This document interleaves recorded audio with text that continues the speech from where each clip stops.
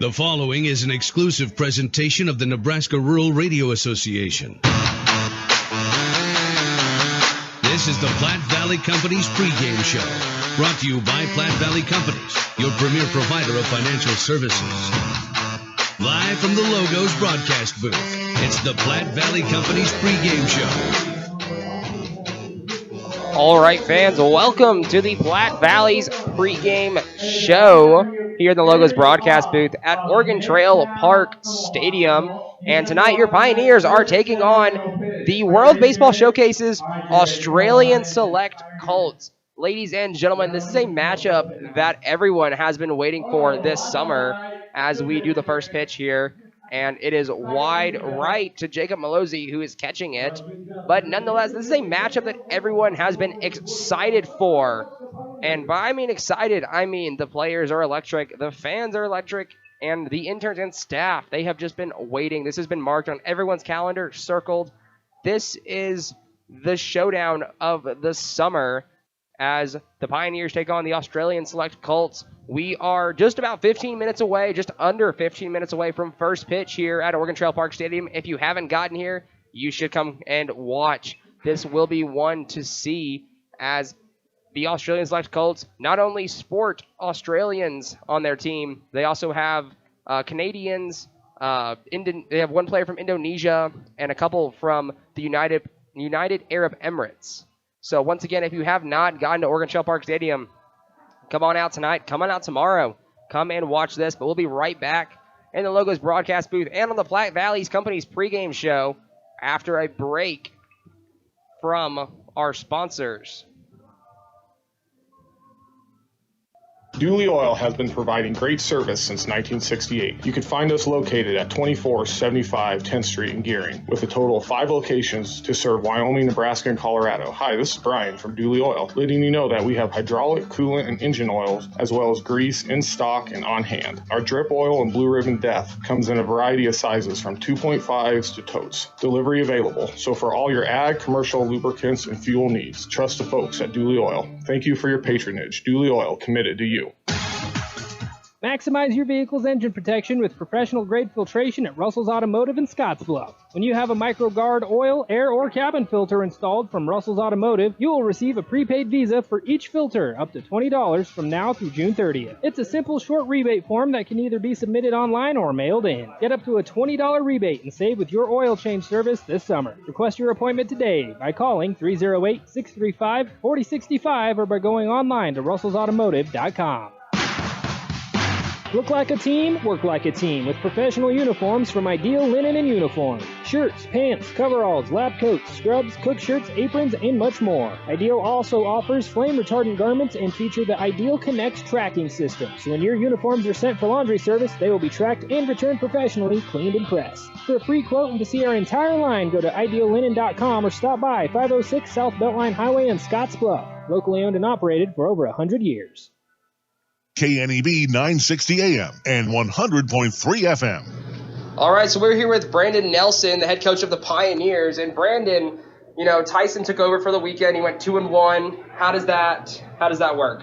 It was really good. I mean, you give anytime that you got to hand it over to somebody, it takes a lot of trust and faith. And I have that in Tyson, and he was able to win the weekend and win the series. And can't win them all, so sometimes it just happens. It would have been awesome to come back to him sweeping it out, but he did a great job. He handled everything really well, and obviously the boys played really well. So it was good to come back to, and I'm just excited to get rolling again. And now Griffin Robinson, we know he exited the dugout yesterday, and I believe he was taken to the doctor. Have you heard updates about that? Yeah, so got all good news. We originally thought it could be a break. It's not fractured or broken, just a really deep bone bruise, and he did really well today in early work and just other baseball activities. So it looks like he's going to recover just fine. Just one of those things where you're going to have to tolerate it as you can, and giving him the day off just because it's fresh. I don't want to just throw him into it, even though X-rays were negative, but it's just one of those things to give him a chance to get comfortable with playing with that soreness, because it's probably something that's not going to go away anytime soon. And now that he's kind of learning how to do with it, he'll be fine. But it's just good to hear that he's He's healthy. It's just one of those things where it's just going to nag you for a little bit, and once he gets over it, he'll be great. Now, the weather today, at the moment, it's scorching 90-plus degrees. How does that affect a baseball game? Obviously, you lose. You got to stay hydrated. You're gonna lose a lot of water throughout the day. Got to make sure that guys are drinking water in between innings. Every chance that they essentially get, try to make sure that they're staying hydrated. And it's physically and mentally draining. You stand out in the sun all day, and we've been here since 3 o'clock, so we're gonna, by the time this game's over, we're gonna have a solid 6+ hours outside, and most of that's in the sun. So just one of those things where you got to remind guys to stay hydrated. Not necessarily overhydrate because you don't want to make yourself sick, but at the same time, we got to make sure guys are drinking water, especially like Jacob Lang, who's going to be behind the plate wearing all that gear. I mean, that guy's going to look like he just jumped in a swamp every time he comes back in the dugout. So just make sure we're pushing fluids, reminding guys, even if it's going to sound repetitive, they're probably going to be like, we get it, drink water. But it's one of those things where, you're dealing with 18 to 22-year-olds who typically think they're invincible. So you kind of got to remind them that that's not how it works, and that the sun always wins. So make sure that we drink plenty of water, stay in the shade as often as we can, and obviously if we see any signs of needing to come out of the game, we're gonna make sure that our guys are healthy. But right now we seem good, we seem excited. I think it's just we're excited to see clear skies and sunshine, just because it's been such a wet summer already. I think guys are just excited to not have to worry about that for once. All right, and last question. The Pioneers starting pitchers have given up some early runs in the last few games. First 3 innings, they've kind of struggled, given up a couple runs. What is the plan going forward, and how can how can they fix that? I think it's just been a bit of, I don't know if timidness is the right word, but maybe just less aggressive, trying to be too fancy and be too perfect, instead of, I think, what we've been doing is, hey, you just go after it. Like, sometimes you're going to make mistakes. That's fine. Make it at 100%. And it just feels like, just from talking to Tyson and others, it feels like we were trying to maybe, dial it back to be more perfect. And it's like that. You just can't do that in baseball. So you just got to remind the guys to be in attack mode from pitch one. No matter the count, no matter the situation, no matter whatever, we just want them to always be in attack mode. And I think maybe, I wouldn't necessarily say we got away from it. It's just maybe we weren't in attack mode the entire time. So we just got to remind our guys, hey, like, this is how we play here. This is what we're going to do, and that's how we're going to be successful. So, and then you could see it once we got through those struggles and they went into attack mode. Pitching for the most part was really dominant. Outside of those early innings in the middle to later half of the game, it felt like our pitching really, bowed its neck and stood up a little bit. And so hopefully that's what we see from pitch one today and forever moving forward. So we just got to remind guys, just always be in attack mode no matter what.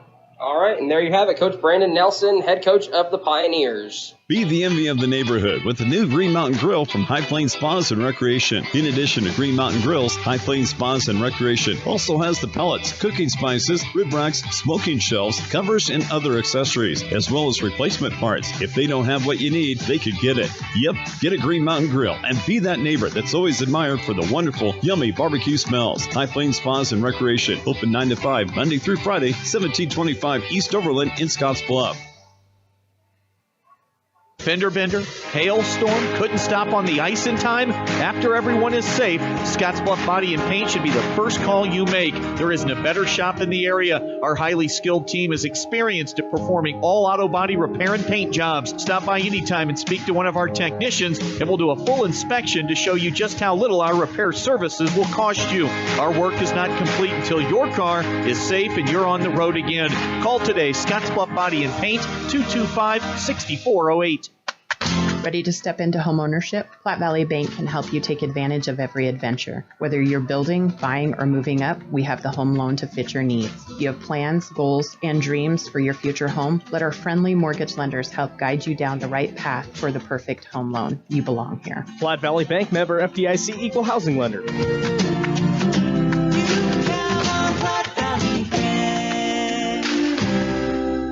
Community banking for you. KNEB 960 AM and 100.3 FM. And we are back here on the Scottsbluff screen printing. Oh, correction, I'm sorry. The Platte Valley Company's pregame show. In the Logos broadcast booth here, I'm Matthew Dennis. Tonight with the call, you may have heard me from last night. I am back again, ladies and gentlemen, and we are just about 5 minutes away here from our first pitch here at Oregon Trail Park Stadium. And it looks like they're actually going to try to start it a little bit early tonight. So we will be right back after a break from these commercials.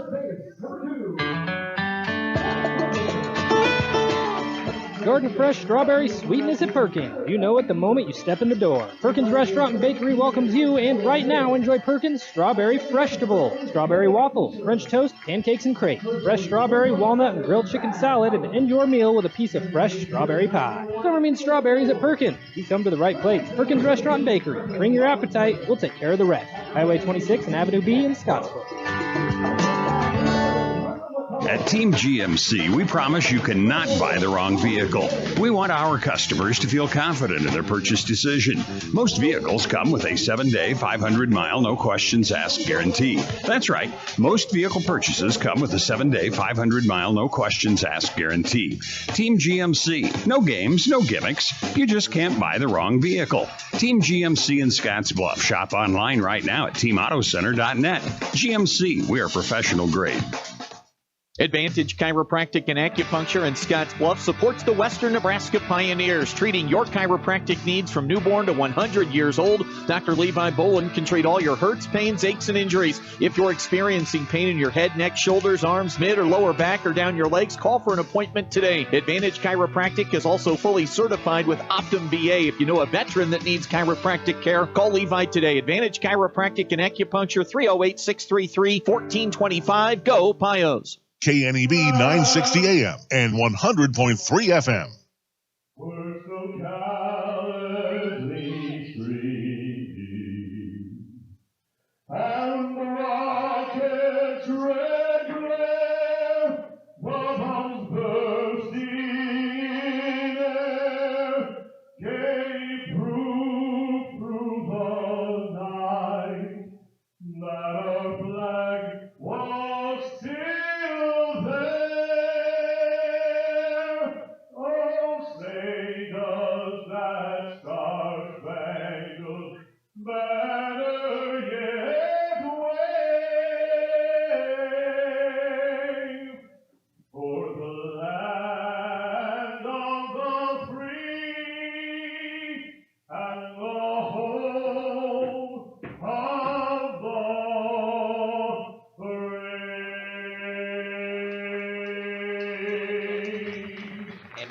back to Oregon Trail Park Stadium, and we are observing the national anthem of America as we now observe the Australian national anthem for the Australian Select Colts.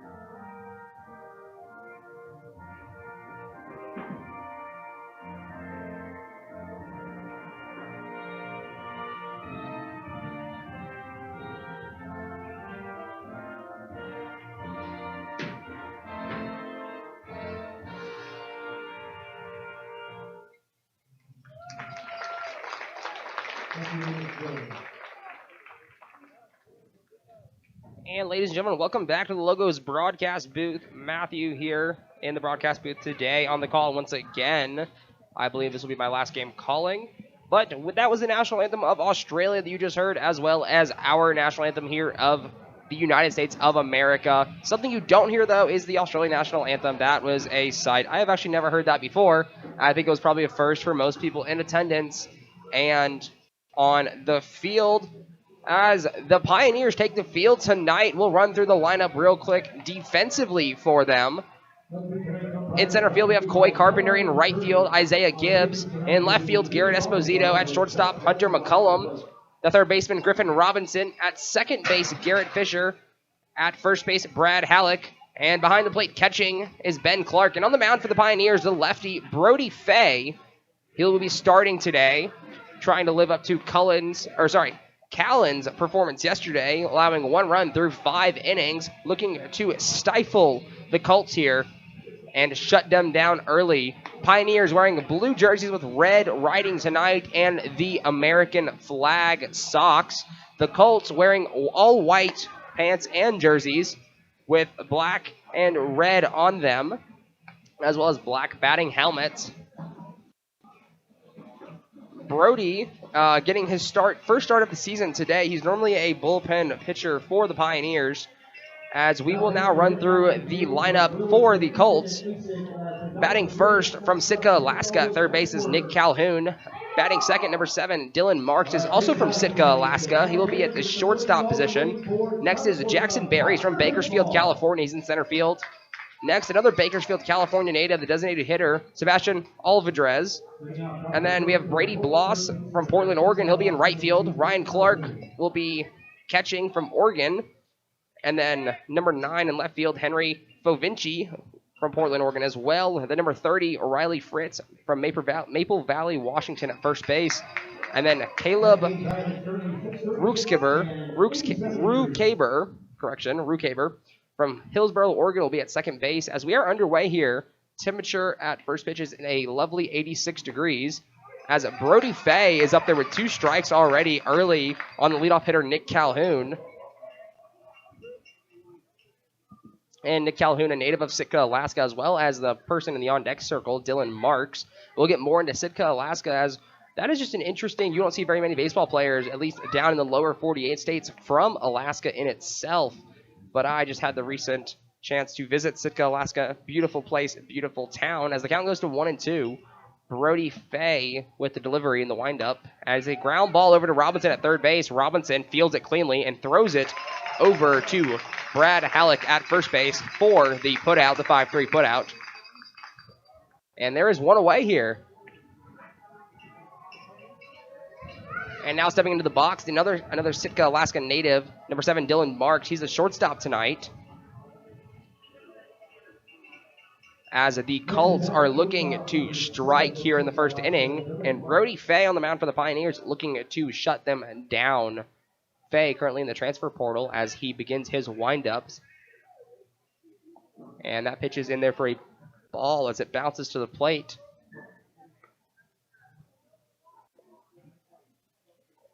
Fay, a native of Surprise, Arizona, junior, currently in the transfer portal. Came out of the bullpen most of the year for the Pioneers. As there's delivery. And that pitch is outside for ball 2. 2-0 to the batter Marks. It's a beautiful night here for baseball. A couple clouds in the sky as the Legion game also gets going behind the left field scoreboard. As they are also they are not playing the Colts tonight. They will play them, I believe, tomorrow. As that ball is grounded to the shortstop, Hunter McCullum, and the throw to first base to Hollick is in time for the 6-3 putout. And the Pioneers have 2 outs here. And now stepping into the box, the Bakersfield, California native, the center fielder, Jackson Berry. Berry batting from the right side. Lefty on righty matchup here. And Fay seems to be settling in very well early on. He got a couple ground outs here. As that breaking ball bounces to the plate, it's 1-0 on the hitter, Berry. Fans have really turned out for this one tonight. And Fay with the delivery is in there, and it just misses. Not sure where that missed, maybe a little high. The catcher, Ben Clark, kind of disagrees with it. 2-0 the count still. 2 outs. And the pitch is a swinging strike to Jackson Berry. And the count moves to 2-1. Fay looking to come back to this one and win the battle here. Fay goes into his windup. The leg kick and the pitch is a breaking ball as it is fouled off at the plate. Even though it looks fair, it fouled off, hit him in the box. I believe the umpire is going to say yes. And the count moves to 2-2. We have Yahtzee up on the board, all 2s. As the hitter Berry looks to avoid the strikeout and instead get on base. Fay looking to set down the Colts here in order. Fay toes the rubber. And time is called by the hitter, Berry, as it looks like a sign was taking its time getting called. Nonetheless, we're still at 2-2, 2 outs as Faye comes set, toes the rubber, the leg kick, and the pitch is a ground ball to Fisher at third base, and it bounces off and takes a bad hop. And Barry is on as that ball looked like it jumped up on Griffin Robinson over there at third base as it hit the grass lip and kind of just shot off the glove or his hand, it looks like, a hand that he recently got removed from a game for as he was struck with a foul ball in the dugout a few games ago. But nonetheless, he's back out there at third base, and the Colts have a runner on with their cleanup hitter up at the plate in Sebastian Alvarez from Bakersfield, California, the designated hitter. Faye, that first pitch misses low and away. It'll be 1-0 the count to Sebastian. As that pitch is fouled off to the Pioneers dugout. In the Pioneers dugout, it hits Coach Nelson on the leg, and he is unfazed. Says, do it again.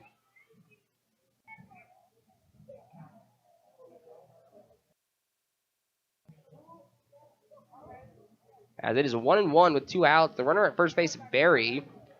We'll see if he has the oven mitt on, so he must be a base runner. We'll see if he's on the move here. And he is not. The delivery is a foul ball to the right side, just out of play. And the count now moves to 1-2. So 1-2 the count. Faye looking to sit down the Colts this inning and leave the runner stranded at first base. Faye comes set. Sebastian ready to hit.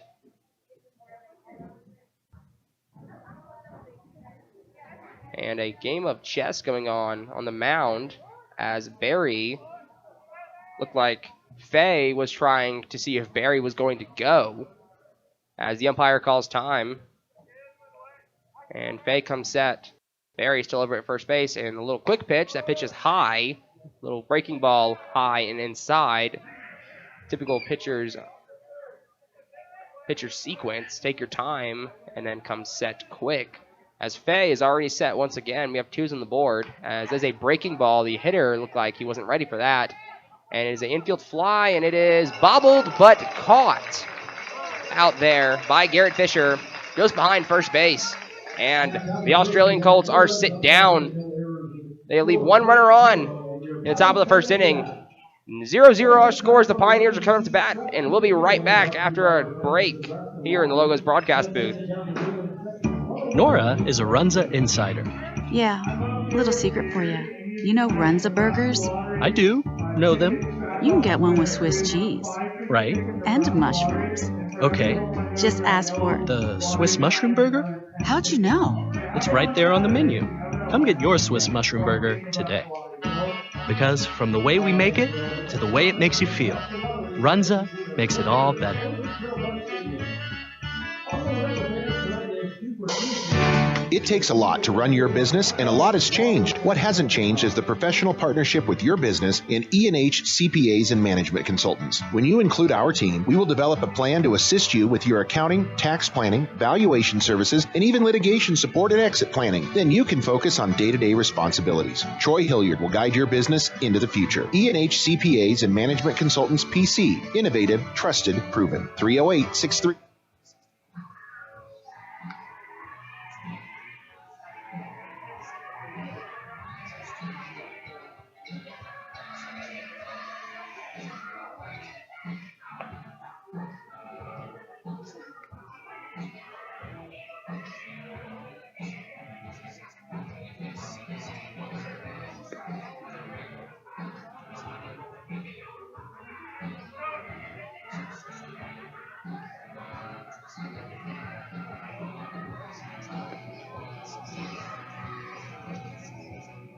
And we welcome you back to Oregon Trail Park Stadium tonight. Matthew Dennis up here in the Logos broadcast booth. For more than 125 years, Wells Fargo Advisors have created wealth management and investment strategies aimed at achieving our clients' personal and financial goals.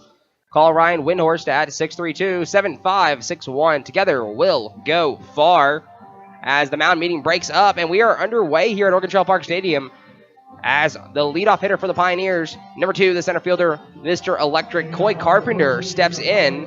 The McMurray College baseball player from Seguin, Texas, steps in, number 2, in the left-hand batter's box. And on the mound for the Colts, after they were held for a scoreless top of the first inning, is Jack Chapleski. And he is actually from Dubai. He throws from the left-hand side, kind of a 3/4 arm slot, as the count is 1-0, and here's the pitch to Coy, as that is 2-0. So a quick 2-0 count for Coy Carpenter at the plate for the Pioneers, as Jack Chapleski is working to find the zone here early and settle in, as that pitch misses as well. So a quick 3-0 count here to Coy Carpenter, the man with speed,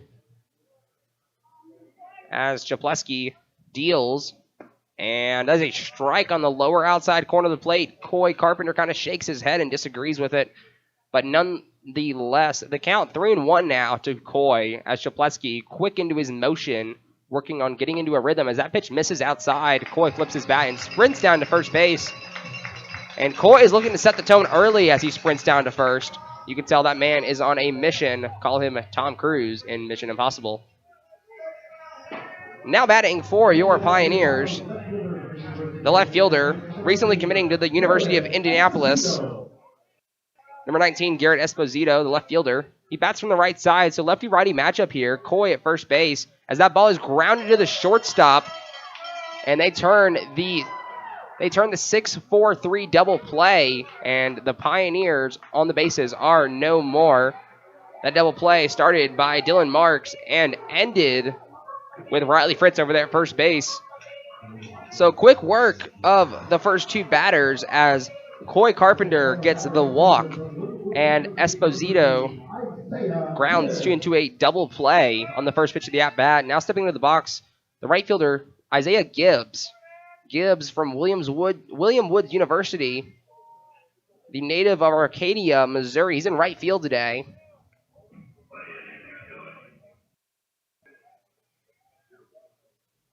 As time is called, 1-0 the count quickly, as Chapleski looking to work fast in today's game, as we can already see, as that pitch is outside for ball 2.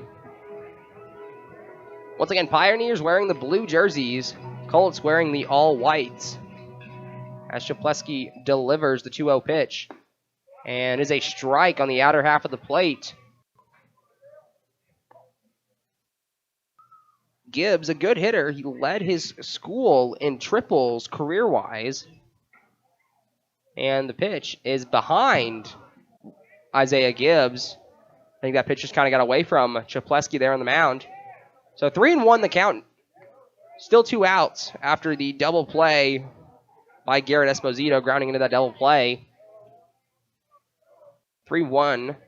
Chapleski delivers. And it's a foul back to the backstop. So a full count now to Isaiah Gibbs, looking to continue the Pioneers' offense. They put up 15 runs last night. Yes, you heard me correctly. 15 against the Greeley Grays of Greeley, Colorado. Took advantage of a lot of walks last night and a lot of miscues. 4 errors by the Grays last night, as that pitch is inside and almost hits him. And that will be a full count walk to the number 3 hole hitter, Isaiah Gibbs. So now making his way to the plate is going to be Garrett Fisher, number 8, the second baseman tonight from Northern Colorado, the Fort Collins, Colorado native. And he will dig in, as Chapleski is already set, which he is trying to set a tone early. Lefty-righty matchup here.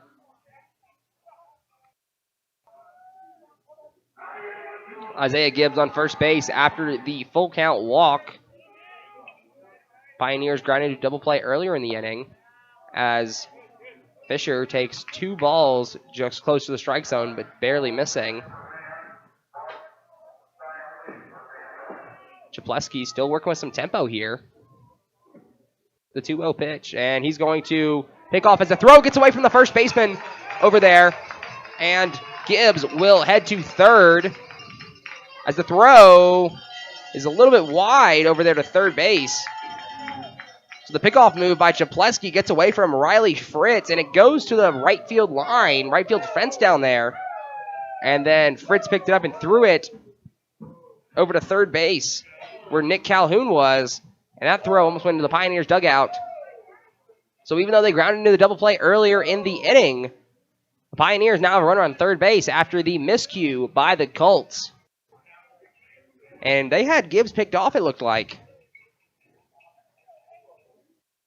So we have a 2-0 count, 2 outs. Runner on third base is Isaiah Gibbs after the error.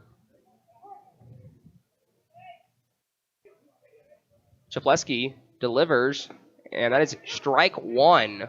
So 2-1 count now.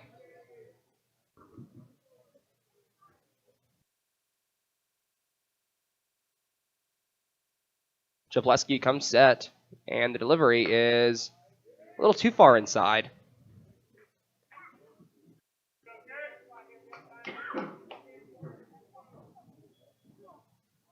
So 3-1 the count now. 2 outs.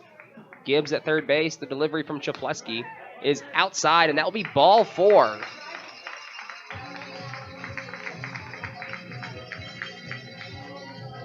So the third walk given up here by Chapleski in just the first inning. We might see if this becomes a problem. Seem to be having some command issues. So Pioneers have runners on the corners with 2 outs. At third base is Isaiah Gibbs. At first base is Garrett Fisher. And now stepping into the box, the light tower power, the big man in the unit, Brad Halleck. He's at first base tonight after being in left field last night.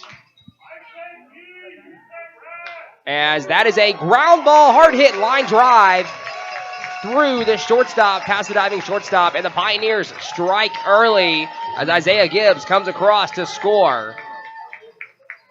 Alec, who had a couple of strikeouts last night, starts early with a hard hit line drive past the diving shortstop.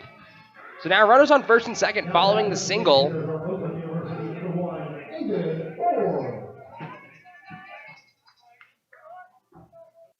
Following the single, Halleck at first base, Fisher at second base, 2 outs, lefty on lefty matchup, and now batting the worst threat the best threat the Pioneers have is going to be Aiden Orr. The man can hit. He has 2 walk-offs on the year, a couple of home runs. And ladies and gentlemen, believe it or not, this kid hasn't even had his first day of college. That is right. He graduated from high school in May and has come out here for the summer. So he has not even attended a college class yet.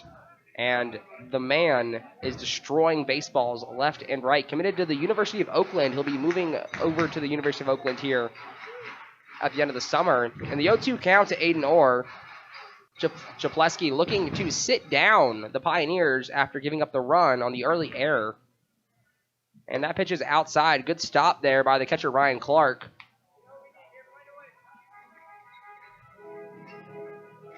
So Chapleski working with a 1-2 count. He has the advantage here. It'll be interesting to see what he goes with as Aiden Orr is looking to sit on something and give it a whirl as it gets a breaking ball. And it breaks inside, and it'll be a strikeout for Aiden Orr. Strikeout looking. That is as Chapleski sits down the Pioneers after giving up a run. Pioneers have 1 hit, and they get the run across. The score after 1 on the Wesco scoreboard out there in left field. The Colts 0 and your Pioneers 1. We'll be right back to the Logos broadcast booth after this break. Okay, for tonight's plus physical therapy fitness challenge, you go 320 feet down. So we got Keegan and Gavin out there, and they're going to race home. Here we go. 3, 2, 1, go!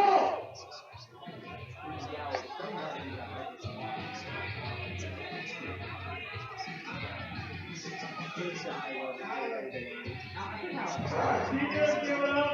Gavin has a huge lead. He's walking now. Yeah, it's your winner. Thank you, plus therapy. All right, thanks, Will. And next for President, what's the therapy for these parties? How are they going to get this year?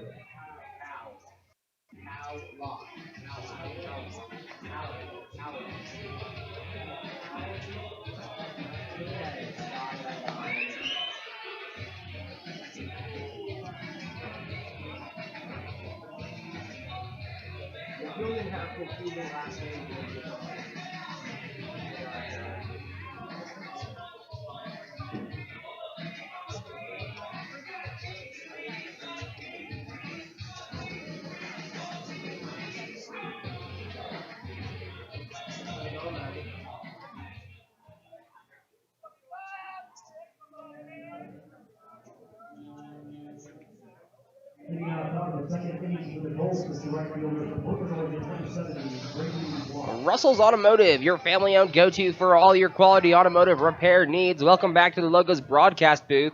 Matthew Dennis here at Oregon Trail Park Stadium as we are into the top of the second inning between the Australian Select Colts of the World Baseball Showcase and your Western Nebraska Pioneers as the count is 1-0 quickly.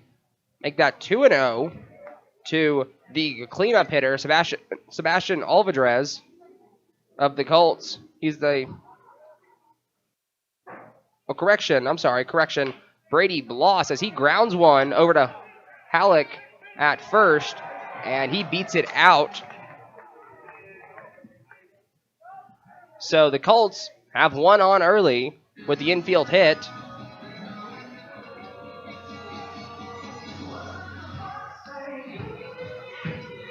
And now stepping up to the plate, the catcher, Ryan Clark, batting from the right side. So at first base, Brady Bloss, the right fielder, will be running.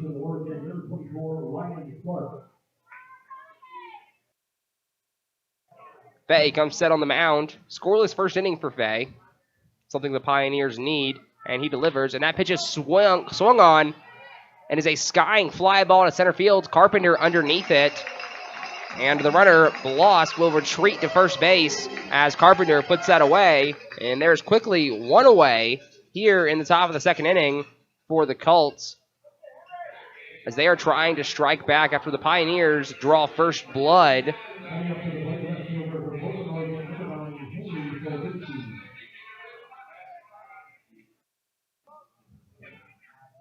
And now batting Henry Fuvinci from Portland, Oregon, the left fielder, number 9, batting from the right-hand batter's box. Fay comes set and delivers. And that pitch just misses. And fans, I'm just like you. We're just kind of wondering what the strike zone is going to look like tonight. We know some umpires have bigger strike zones, some have smaller. So let's see if Fay can work around it and get some called strikes as Fay comes, sets, and delivers. And is a breaking ball. It just misses. Ball 2, a quick 2-0 count to the left fielder, Henry Fuvinci.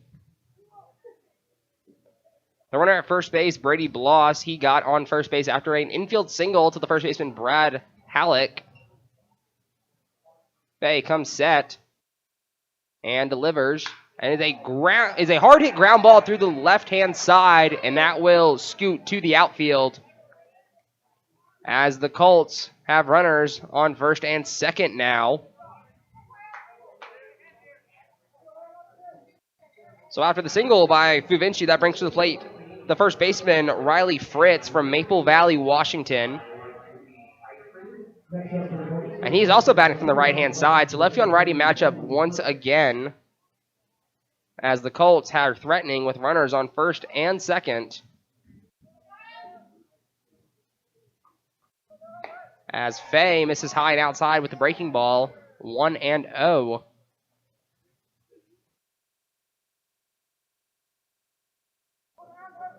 Fay looking to induce a ground ball here to get a double play, possibly. And delivers with a breaking ball. That is a strike. 1-1 the count. We got ones on the board. 1 ball, 1 strike. We have 1 out here. So a double play would really help the Pioneers out here, get them out of the inning, and keep the Colts scoreless. Colts have 3 hits early through an inning and a third.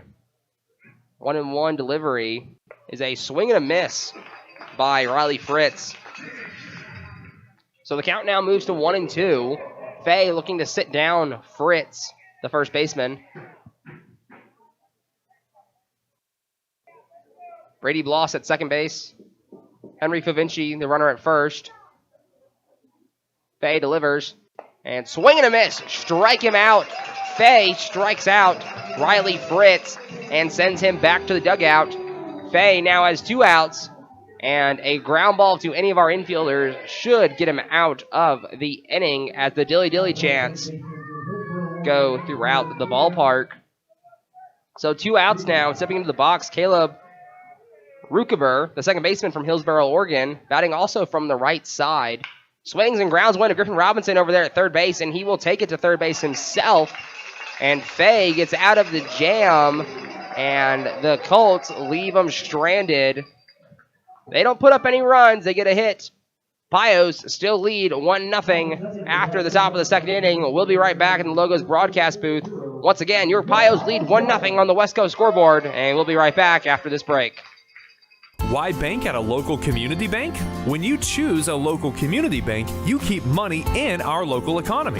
That money helps support local jobs, schools, and businesses. Money that helps fund a stronger and prosperous community for us all to enjoy and live in. At Platte Valley Bank, we are here to help build and support the community we love being a part of. We believe that together, we can make great things happen. Platte Valley Bank.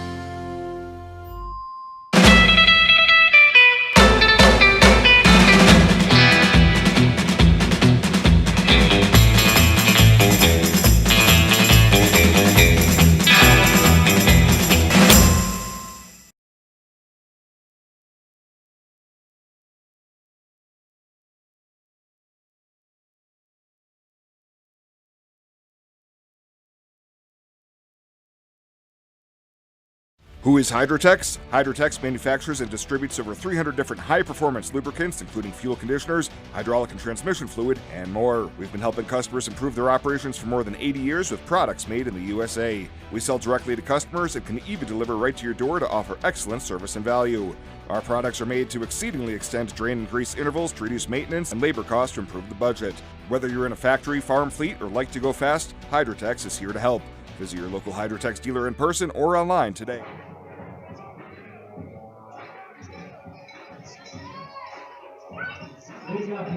Lloyd's Truck Center, your commercial farm and feed truck center, representing Freightliner, Western Star, and Harsh at 322 South Beltline, Highway East in Scottsbluff. Welcome back to the Logos broadcast booth. Matthew Dennis here at Oregon Trail Park Stadium as we are underway in the bottom of the second inning with a quick 2-0 count to Griffin Robinson, the third baseman today for the Pioneers.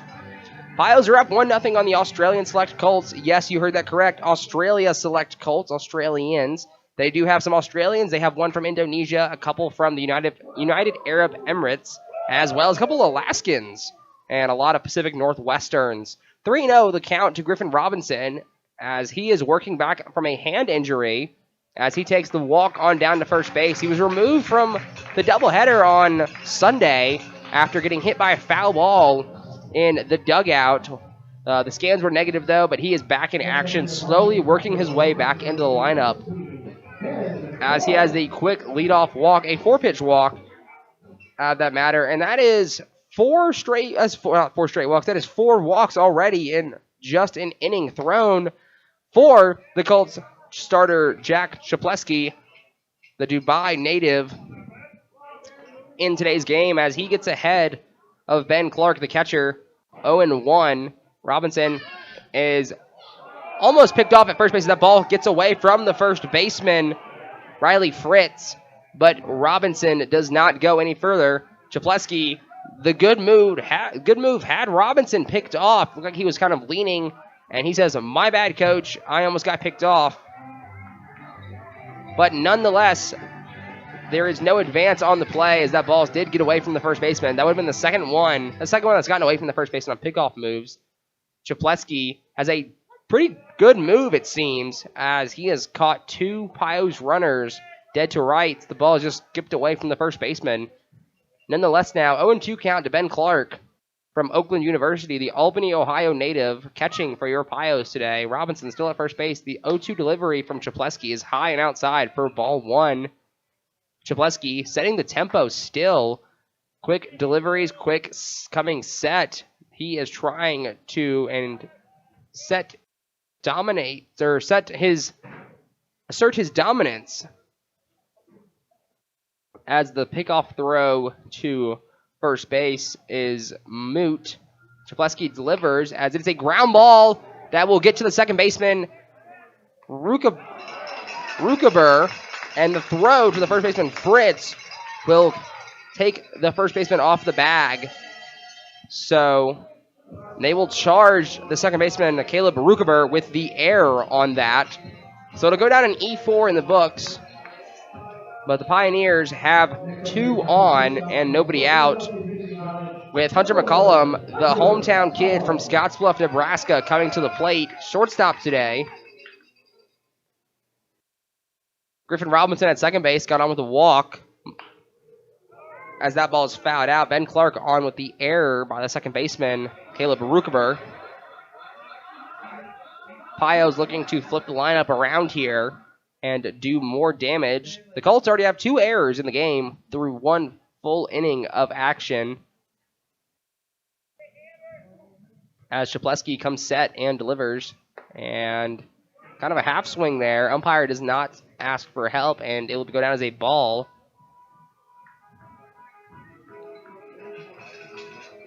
So 1-1 the count. 1-1 the count the umpire shows.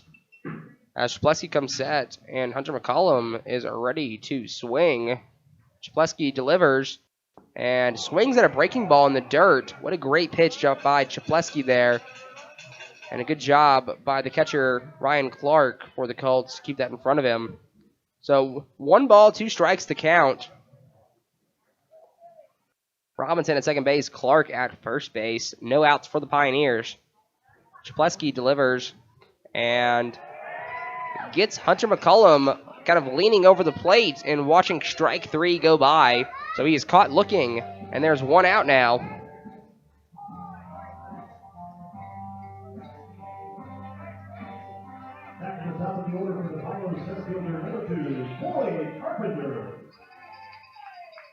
So now batting for your Pioneers, Coy Carpenter, as Shapleski has 2 strikeouts on the day for him, just through an inning and a third. Lefty-on-lefty matchup, Robinson at second, Clark at first, as Coy looks to show bunt to see what the infield will do. Coy, known for his speed.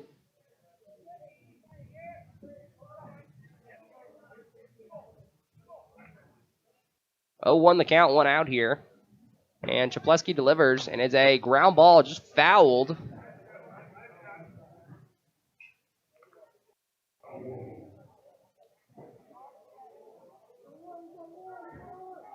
As 0-2 quickly here to the Pioneer center fielder, Coy Carpenter. As Shapleski comes set, still working with some speed. And he delivers and gets Coy swinging on a breaking ball outside and into the dirt. And Coy will be set down. And boy, that was a nasty pitch. A breaking ball to a lefty batter coming from the lefty arm slot. That pitch ended up in the right-hand batter's box. So 2 outs now on back-to-back strikeouts from Shapleski. And that'll bring to the plate Garrett Esposito. He grounded into a double play his first at-bat. He cannot do that now as we have 2 outs here in the bottom of the second inning as he takes ball 1 low and outside. The runner at second base, Griffin Robinson, got on with a walk. Ben Clark got on with an error by the second baseman, Caleb Rukabar. And Shapleski looking to leave the Pios stranded on the bases. So 1-0 the count. Shapleski comes set. And the delivery is a good breaking ball that gets Garrett Esposito swinging out in front of it. So 1-1 now.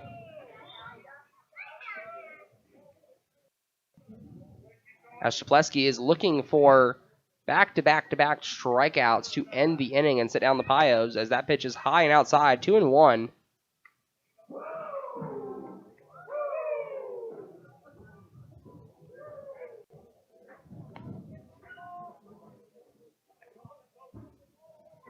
As Esposito digs in, Shapleski looks for the sign, comes set. The leg kick and the delivery. It's a swing and a drive by Esposito out to the center fielder, Jackson Berry, and he puts it away. So Pios leave 2 stranded here in the bottom of the second inning. And on the West Coast scoreboard, Pios up 1-0 over the Australian Select Colts. We'll be right back in the Logos broadcast booth after a break and a word from our sponsors. On the second, there were no runs on no hits and one error. The score still Colts 0 and your Pilots 1. Now, parents, it's time for a new Pioneer contest brought to you by Angela Silver State Farm Insurance. Also, what's going on down there along the first baseline? All right, so I got some West Coast 12U teammates over here. I got Gavin, Isaac, Trey, and Carter. They're going to play musical chairs today. Is our music ready? All right. Whenever the music starts. All right, boys, we're going.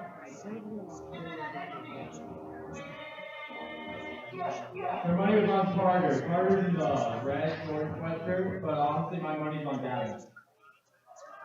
And I'm wrong. Gavin's the first one out. All right, so we're going to take the fair away. Are you ready? Go. Okay, now my money's on Isaac. He's taller. Come on, Isaac.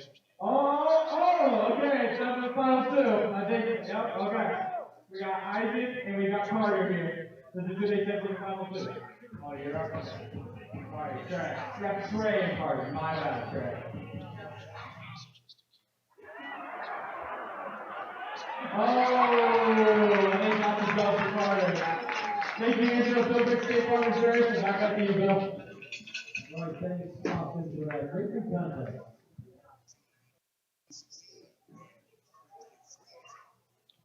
Selling PJ Texas trailers in a wide variety of sizes, as well as offering a full-service welding shop.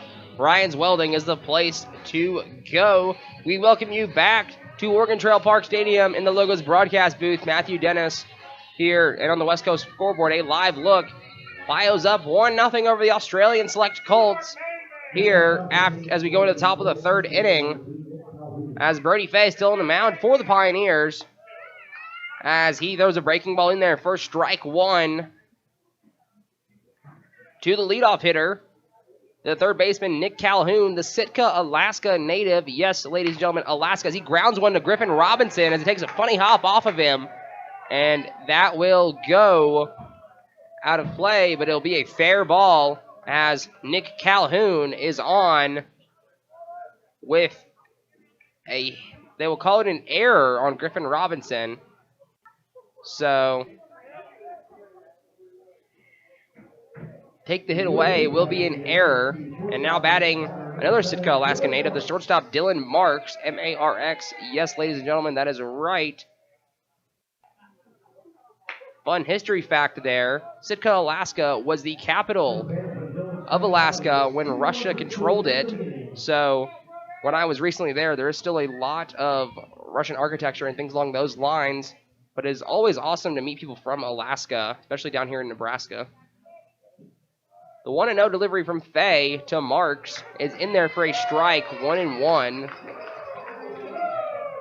Over there at first base, Nick Calhoun, the runner. As Fay is looking to leave him stranded. Lefty on righty matchup.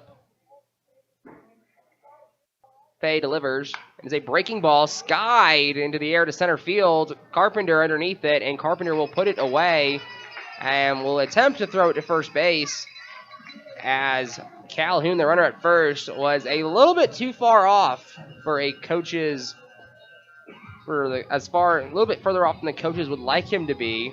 Nonetheless, though, he does get back in safely. So 1 out here in the top of the third inning. And now stepping into the box, Jackson Berry, the center fielder for the Colts. 1 out, Fay comes set. And they swing and a drive up the middle past a diving Garrett Fisher. As that ball gets into center field, Carpenter picks it up and gets it in.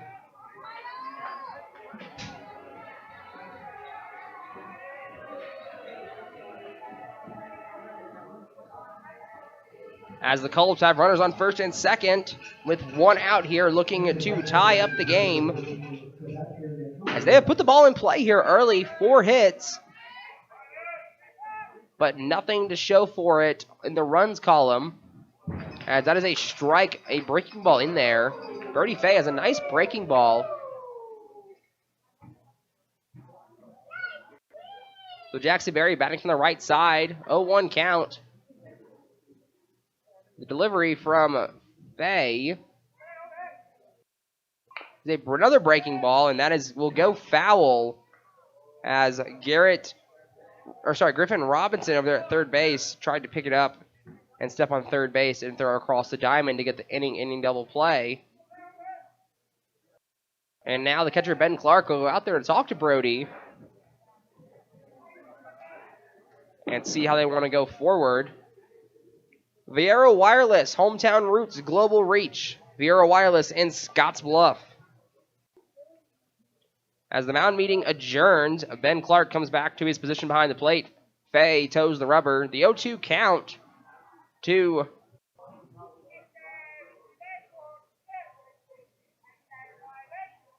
Sebastian Alvarez.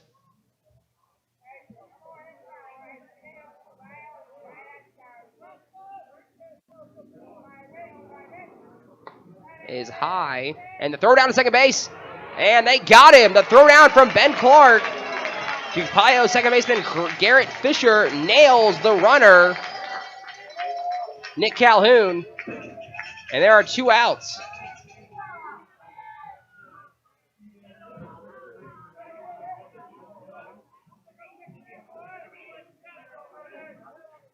So the 1-2 count to Sebastian Alvarez.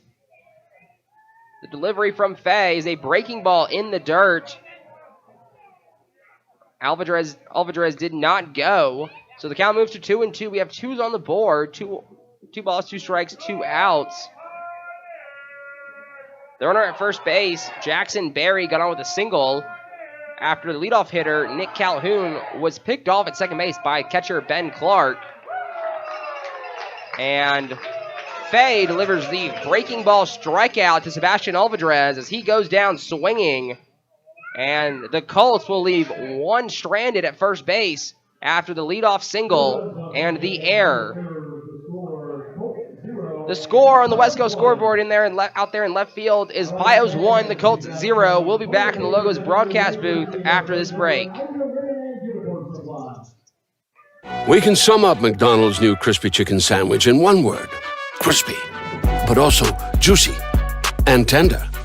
Okay, it's crispy, juicy, tender. All one word. But then, also pickle. Oh, and potato bun, which is 2 words. Okay, we can't sum up our new crispy chicken sandwich in one word, so you'll just have to try it to understand it. Order ahead on the McDonald's app at participating McDonald's. Ba-da-ba-ba-ba.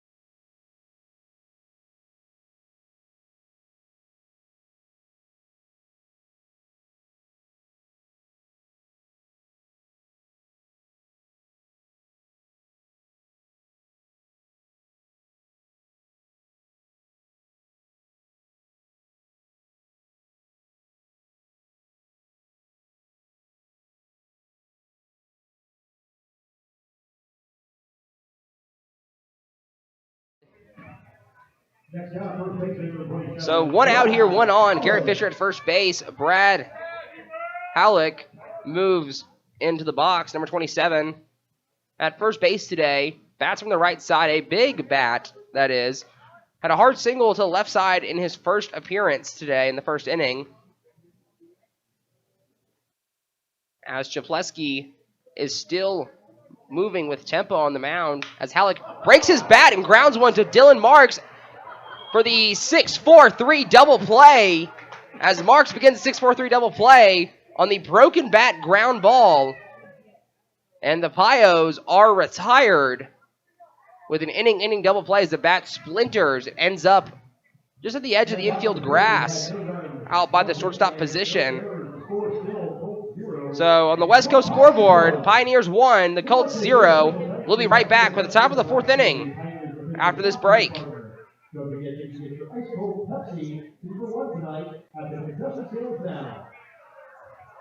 And fans, turn your attention to Postgame, where we'll have Bill tell us all about the Hiram Hustle presented by Pepsi. What's going on down there, Will? I got Brander here, and he's tonight's contestant for the Pepsi Hiram Hustle. So we got Brander on first, and Hiram on second, and then the race is third. Here we go. 3, 2, 1, go!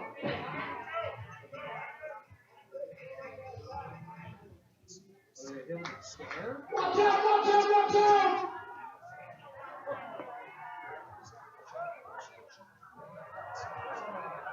Brander's a winner! Thank you, Pepsi. Go back to you. All right, thank you, Will. And thanks to our friends at Pepsi of Western Nebraska.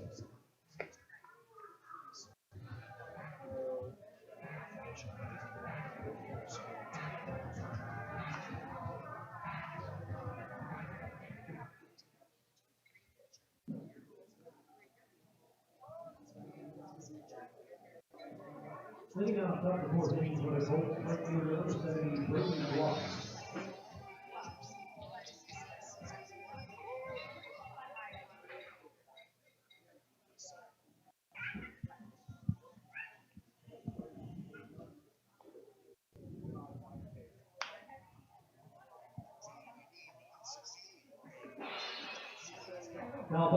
Welcome back to Oregon Trail Park Stadium. We are in the top of the fourth inning here in the Logos broadcast booth. Matthew Dennis, as number 70, Brady Bloss, is at the plate for the Australian Select Colts, as he has a 1-1 count. He fouled one off down the left field line and took ball one there. As Brody Fay still on the mound for the Pioneers. He's been dealing. He shut down the Pioneers. That ball is grounded to the second baseman, Garrett Fisher, and the throw on to first will be in time, as Brady Bloss, the right fielder, is set down for the Colts.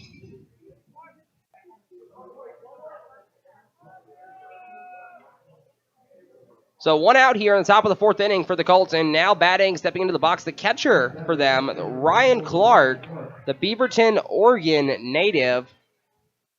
He flied out to center field in his first at-bat tonight, as Fay delivers his pitch and is a swing and a miss, strike one to the Colts catcher. As Fay trying to set his tempo, is already engaged with the rubber and ready to go before Clark is back in the box, as he delivers another swinging strike to the catcher, Ryan Clark. So 0-2 quickly the count. Fay looking to strike out the Colts catcher.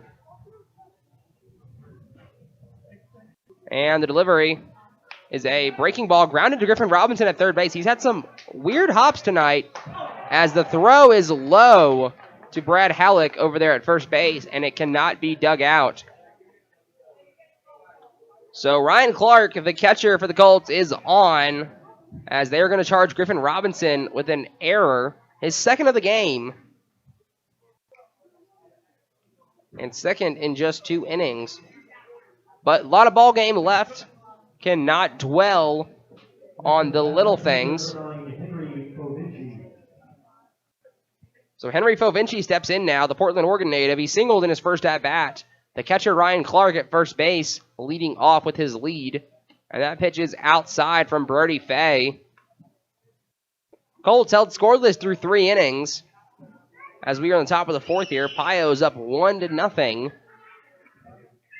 As Fay comes set and delivers to Bovinci with a breaking ball, and that just misses the zone for 2-0 to the Colts left fielder. Fay, once again, not normally in the starting rotation. He's actually a bullpen pitcher for the Pioneers. He's getting his first start of the season today. As Fay delivers the 2-0 pitch, and that just misses outside for ball 3. So 3-0 count for Henry Favinci. With a runner on first base and 1 out here. As Fay drops in a strike to make it 3-1. Fay trying to work back into the count and win the battle here. Pioneers looking to turn double play. As Fay comes set and delivers. As the runner takes off, Clark, as that pitch is fouled out of play. So Clark will return to first base. And the count now moves full. So full count now to Henry Favinci, the left fielder, as he already has a single on the day. And it'll be interesting to see if Ryan Clark will take off on this pitch. The runner at first base, and Fay throws it away at first base as it skips down the right field line. Clark will head to second, and he's making the turn for third. Halleck gets the ball, and the throw to Griffin Robinson at third base will not be in time, as the defense for both teams today kind of struggling, as pickoff attempts seem to be getting away from the first basemans. It would have been a close play over there at first base, but the ball had skipped down the right field line. So 3 errors for the Pioneers, 2 on Griffin Robinson, 1 on the pitcher Brody Fay, and 2 errors for the Colts. 1 on the pitcher, as that pitch is up, and a walk for Henry Favinci. So first and third for the Colts now, as Riley Fritz, the first baseman, comes to the plate. He struck out swinging in his first appearance. First and third, the runner at third base is the catcher Ryan Clark. The runner at first base is Henry Favinci, the left fielder. As Fay delivers a swinging strike to Fritz.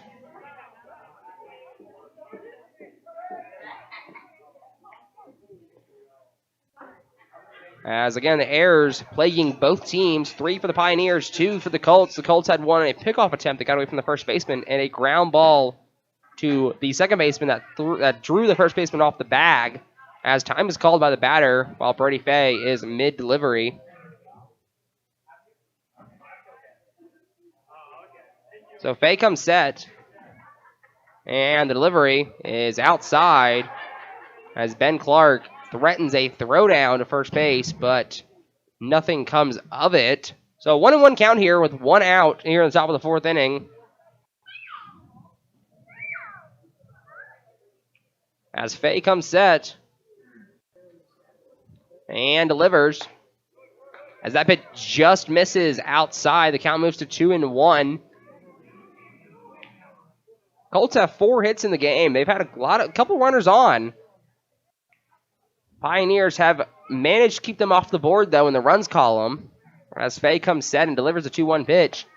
And that pitch is high and just misses. So a 3-1 count now to Riley Fritz, the first baseman, batting from the right side.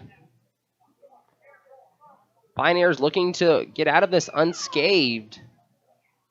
Fay comes set and delivers, and that is a strike. So Fay works to a full count, 3-2. 1 out. The catcher Ryan Clark on third base. We saw him take off earlier on a foul ball. And the left fielder, Henry Favinci, over there at first base. Interesting to see if he takes off here. He does not, but that is a little blooper through the left side. It'll go down as a single in the scorebook. But the run does score. Ryan Clark scores from third base. So now the Colts have first and second with 1 out. That ball looked like it got hit off the hands and just past a diving Griffin Robinson to get to the outfield to score the run. So Now batting for the Colts, second baseman Caleb Rukeber. As that pitch gets away from Ben Clark as it bounced in the dirt. So 1-0 count now to the second baseman for the Colts. As the runners do move up to second and third. So Favinci at third base, Fritz at second base. Colts looking to add on to the run they've already scored this inning. Fay comes set. Halleck over there at first base playing on the grass. We can expect him to probably come home with it. It's like Griffin Robinson will move in and do the same.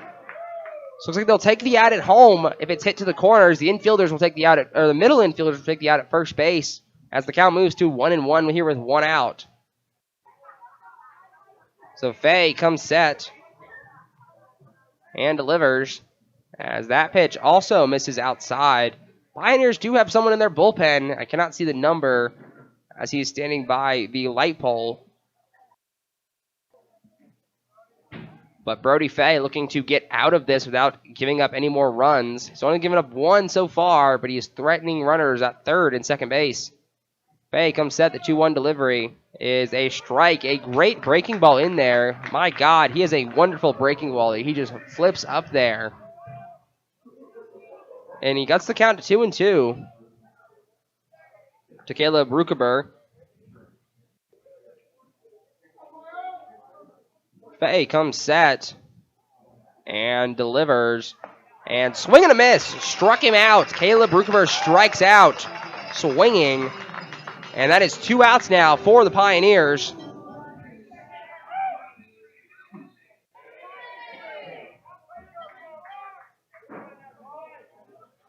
As Nick Calhoun makes his way to the plate. He grounded out, and he reached on an error on a hard hit ball to third base in his 2 appearances so far. Runners on second and third still. Henry Favinci at third. Riley Fritz at first as time is called before the pitch is delivered. So 2 outs. Pioneers looking to strand the runners here as the sun sets, casting a shadow over the field, or certain parts at least. Fay comes set and delivers, and that's a swing and a miss for strike 1. Fay attacking the zone early this at-bat.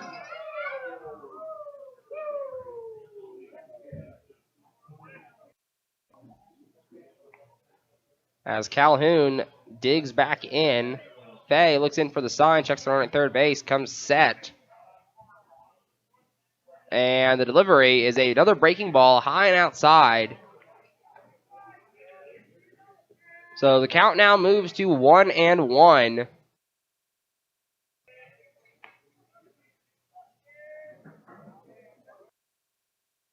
As we've seen a lot of balls hit to the left side here.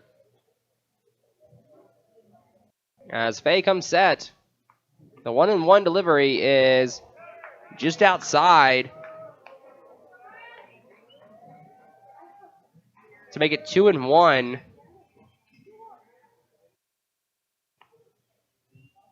So 2-1, 2 outs, 2 on for the Australian Select Colts. As Fay comes set and delivers the pitch. It's a swing and a miss for strike 2.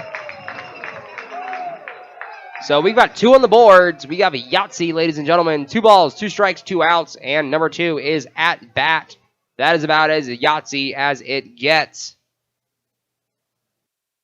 Fay looking to strike out Calhoun. He comes set. And he delivers. And it's a ground ball to the shortstop, Hunter McCullum. He fields it. He throws it to first, and they got him. So the 6-3 putouts to end the inning and leave 2 runners stranded for the Colts. They do score 1. A live look at the West Coast scoreboard. 1-1. Pios coming up to bat here at the bottom of the 4th inning. We'll be right back in the Logos broadcast booth after this break.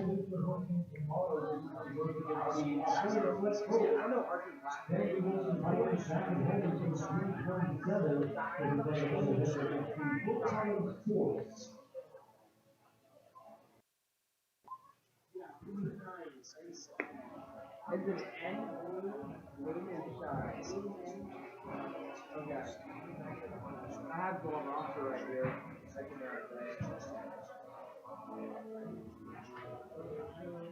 It's pretty good. What do you think?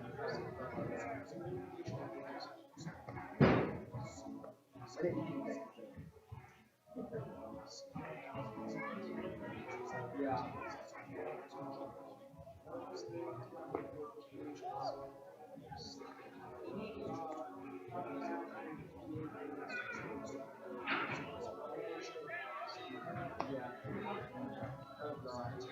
Okay.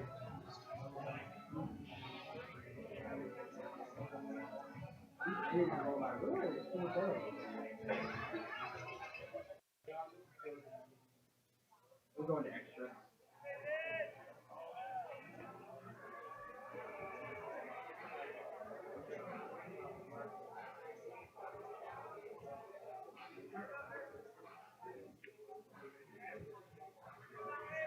Leading up here, Powers designated hitter one, Aiden Orr. Welcome back to Oregon Trail Park Stadium in the Logos broadcast booth. Matthew Dennis. And a live look at the West Coast scoreboard is 1-1 as we head into the bottom of the fourth inning. Aiden Orr leading off for the Pioneers as he swings and misses at 2 quick strikes. Jack Chapleski on the mound still for the Australian Select Colts. And ladies and gentlemen, this kid has got some stuff. He's only got 2 strikeouts and a couple of walks. I'm sorry, he's got 3 strikeouts, a couple of walks, and make that his 4th strikeout as they catch Aiden Orr looking for strike 3. So 1 out quickly, but Jack Chapleski throws from the left side. He's got a 3/4 arm slot, and he is dealing. Only giving up 1 run in 2 hits and a couple of walks. So 1 out here as Griffin Robinson steps to the plate, the third baseman for the Pioneers. He walked in his first at bat as he grounds one to the third baseman as that bounces off his glove out there. And Griffin Robinson will reach. So another error on the scoreboard as we already have 6 between both teams. Yes, that is correct. 6 of them. So Robinson grounds to his counterpart. His counterpart misplays it, and Robinson is now on. So 1 out here, bottom of the 4th, as Ben Clark steps into the plate. He reached on an error to the second baseman, his first plate appearance back in the second inning. As Chapleski still setting his tempo.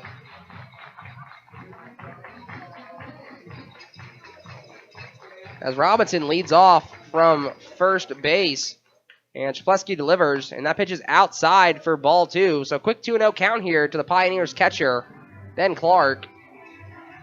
Pioneers looking to add on after they gave up the run in the top of the 4th inning on a single to the left side as Chapleski steps off and does a quick pick over to first base, hoping to catch Griffin Robinson sleeping, but Griffin Robinson says, I am wide awake. Let's try that again.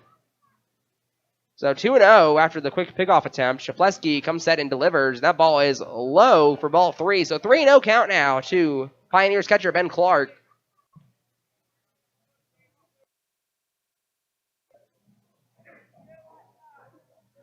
As 4 walks already given up by Chapleski on the mound.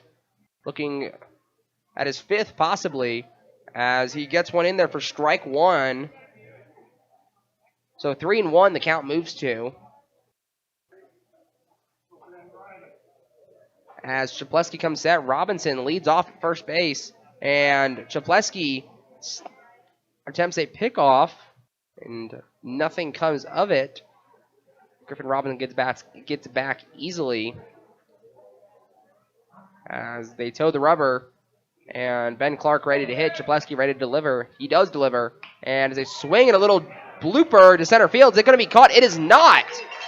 It gets in there between no man's land, between the shortstop, Dylan Marks, the center fielder, Jackson Berry, and the second baseman, Caleb Rukeber. So Pioneers have 2 on early with 1 out. So leadoff hitter Aiden Orr struck out. Griffin Robinson gets on with an error to the third baseman. And Ben Clark singles on a little blooper over into no man's land between the second baseman stop and the center fielder. So runners on first and second now. Second, Clark at first. Hunter McCollum steps in. Chapleski delivers the first pitch, and that one will also bloop down the right field line, but that one will be foul, unfortunately, for the Pioneers. So McCollum steps back in. The Scottsbluff native attends Western Nebraska Community College and was caught looking in his first plate appearance back in the second inning. As Chapleski comes set, Chapleski, the native from Dubai, delivers a breaking ball in there to McCollum for strike 2. So a quick 0-2 count now. McCollum looking to stay alive and put something in play here. Anything but a ground ball double play, I'm sure, is what he's thinking. So Chapleski comes set and delivers, and that pitch is outside for ball 1. So 1-2 count now. Chapleski has pitches to waste here as he is still ahead and still holds the advantage. So we'll see if we get another chase pitch here in this at-bat, at least this next pitch, as he delivers, and it is a fly ball down the right field line, and that will tail foul out to the fence out there, as Grady Smith will go and retrieve it. Still a 1-2 count now. McCollum putting up a fight. As Chapleski comes set, runners take their lead. The delivery is inside, and he gets a sword out of it. Chapleski gets a sword out of it, a breaking ball that broke inside and kind of tied up the shortstop, Hunter McCollum. So 2 outs now on a swinging strikeout by Hunter McCollum. 5 strikeouts now for Chapleski to go with his 3 2/3 innings of 1-run baseball.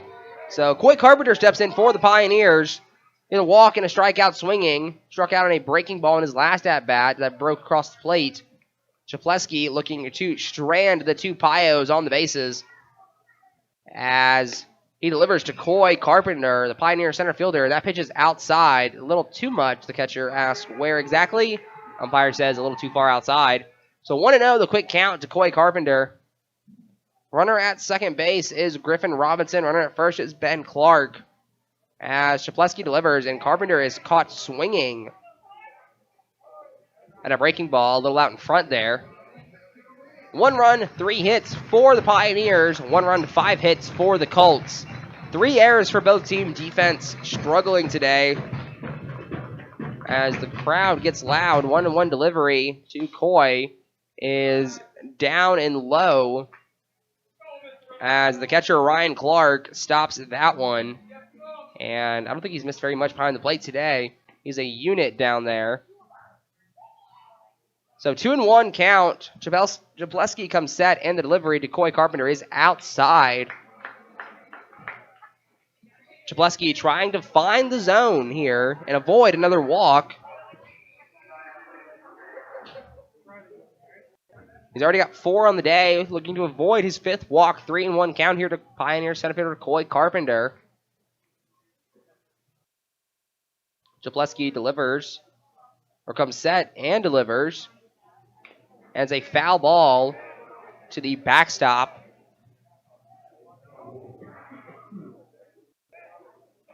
And so the count now moves to full, a 3-2 count now. The runners will be on the move here as a 3-2 count with 2 outs. Something will happen. Chapleski will be tying his shoe for the moment. As that catcher, Ryan Clark, he has got some luscious red hair, I will admit. But 3-2 count to Coy Carpenter. Runners will be on the move as soon as Chapleski commits to the plate. And they do take off as that pitch is swung on to right field. Is it going to get over the right fielder's head? It is not, as Brady Bloss out there adjusts and puts away Coy Carpenter to end the Pioneers' threat. He got a little turned around, and he was battling the sun. What a great catch by that young man out there. As a live look at the West Coast scoreboard, 1 run for the Colts, 1 run for the Pioneers. We are tied after 4 as we head to the top of the 5th. We'll be right back in the Logos broadcasting booth. Okay, I got Carter and Keaton here, and they're doing the victory Platte Valley Company. You gotta run down there, put on the big jersey and pants, and then run back to home. First one, back away. Here we go. 3, 2, 1, go. Oh, get the ground, we back up. Sorry, usually, here we go. We're going pants first, you got the jersey on first. Yeah.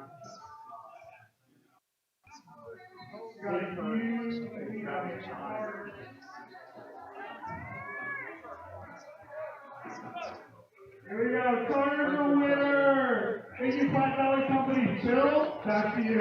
All right, thanks, Bill. Congratulations, Connor, and thank you to our friends at Platte Valley Company.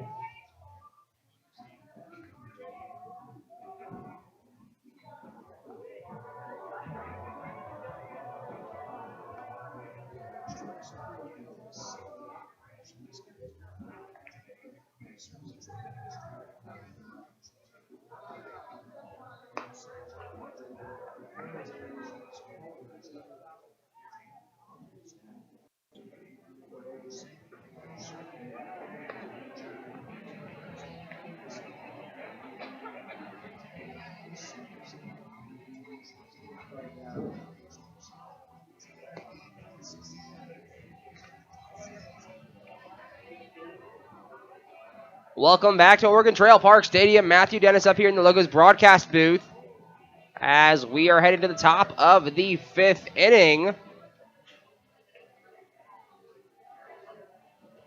As Dooley Oil has been providing great service since 1968. They're your distributor for premium Shell lubricants and house fuel additive in Wyoming, Nebraska, and Colorado. Extreme diesel fuel provider for the 3-state region. And Scottsbluff Screen Printing. See Shane and his crew at Scottsbluff Screen Printing for all of your winter, summer, fall, spring sports needs. As a new pitcher walks onto the mound for your Pioneers, Archer Blumenshine, recently committed to UT Permian Basin, the University of Texas Permian Basin. The native of Alberta, Canada, recent transfer from the Western Nebraska Community College here in Scottsbluff. As the final line score for Brody Fay, through 4 innings, giving up 5 hits and 3 strikeouts. So he will get the no decision in this game as he turns it over to the bullpen. And leading off for the Colts here on top of the 5th inning is the shortstop, number 7, Dylan Marks, the Sitka, Alaska native. He's grounded out and flied out to center field in the game today, as Archer is pumping him in heat there, and it's already a 2-strike count on the Colts shortstop here on the top of the 5th inning. Blumenshine not playing any games as he comes set and delivers and gets a swing and a miss, a strikeout on his first batter of the game, a 3-pitch strikeout, as the fans are ecstatic because that was the K-Man here tonight. And for those of you not familiar with what exactly a K-Man is, it's a batter selected, and if he strikes out, or every time he strikes out, 2-for-1 drinks. So the fans love it. It's a tradition here at Oregon Trail Park Stadium. As the next batter steps in, it'll be the outfielder number 60, Jackson Berry. He singled in his first appearance, as he is already down 0-1 to Archer Blumenshine. As that is skied to right field, Isaiah Gibbs underneath it, and puts it away for the catch and the out. As quickly 2 outs here on 5 pitches for Archer, as he comes out of the bullpen in relief of Brody Fay. So once again, 2 outs here, top of the 5th inning, and this game is moving, ladies and gentlemen. We have only been playing baseball for just over an hour and 15 minutes, and we are already through 4 full innings. As stepping into the box is number 14, Sebastian Olvadrez, as he grounds it to Griffin Robinson at third base. Griffin throws it to Brad over at first, and Sebastian is retired. So, quick 1-2-3 inning for Archer Blumenshine out of the bullpen, as he gets the strikeout swinging, the fly out to right field, and the ground out to third base. And the live look at the West Coast scoreboard out there in left field. We are tied at 1 apiece, as we will be right back after a break from our sponsors.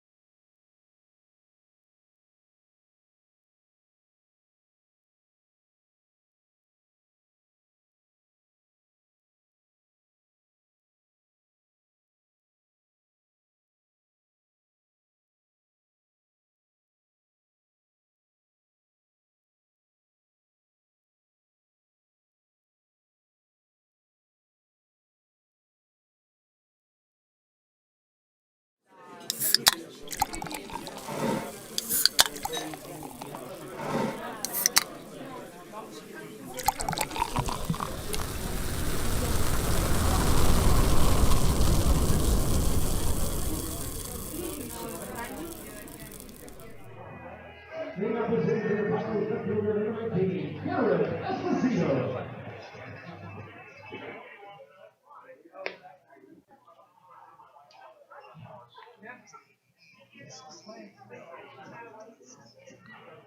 Welcome back to Oregon Trail Park Stadium tonight here on a beautiful Tuesday night. Sorry, I forgot what day of the week it was. But a beautiful Tuesday night here for some baseball as we go into the bottom of the 5th inning.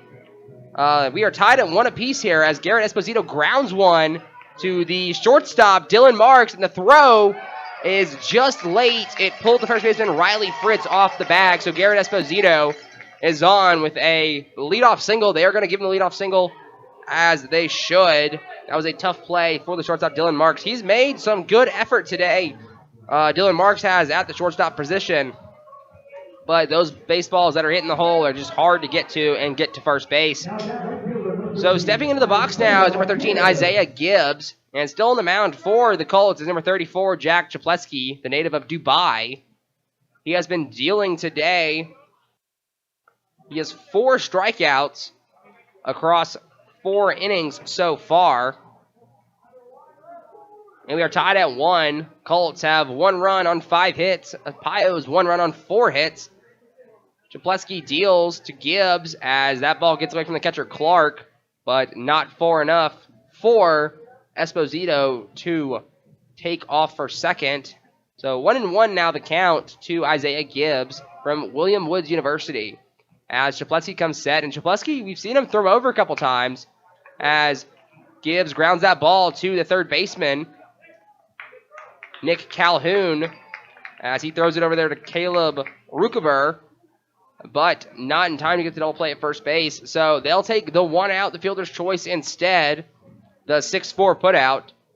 Gibbs is on at first base. He replaces Garrett Esposito as he is thrown out on the fielder's choice at second base.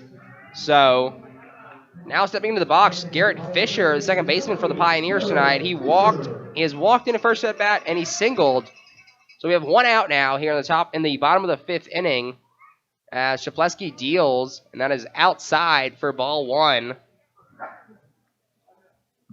So Pioneers in game 1 of a 2-game series between the Australian Select Colts of the World Baseball Showcase. And fans, if you get the chance to come out tomorrow, this is a unique experience as that pickoff throw to first base is not in time as Gibbs gets back. The Colts sporting 3 teams on this journey as they have 2 under-18 teams and 1 collegiate-level team. As that ball is grounded to the shortstop, Dylan Marks, and it gets through his legs, and Gibbs is going to test the arm of the left fielder out there, Favinci, as he slides into third base. So they will charge the shortstop, Dylan Marks, with the air as that ball got right underneath his legs and got to the outfield. Gibbs advances to third base on the misplay. That would have been a routine double play ball, and that would have gotten the Colts out of it. But now runners at first and third base. Gibbs at third. Garrett Fisher at first. As that ball gets away from the catcher Clark, and here comes Gibbs, and he will score. Pioneers take the lead. They lead 2-1 here in the bottom of the 5th inning as the pass ball gets away from the catcher Ryan Clark. And Clark has not missed much tonight, so that one just got away from him as Chapletsky takes back to the mound. 2-1 the score. Chapletsky comes set, 1-0 count. Fisher moved to second base on the pass ball as Brad Halleck now moves to the plate at 1-1. Halleck singled in his first at-bat, then grounded into a double play because his bat shattered. Chapletsky comes set. The 1-1 delivery is outside. Nice attempt of a frame job down there by Ryan Clark. Give that man some water. So 2-1 the count now to Brad Halleck.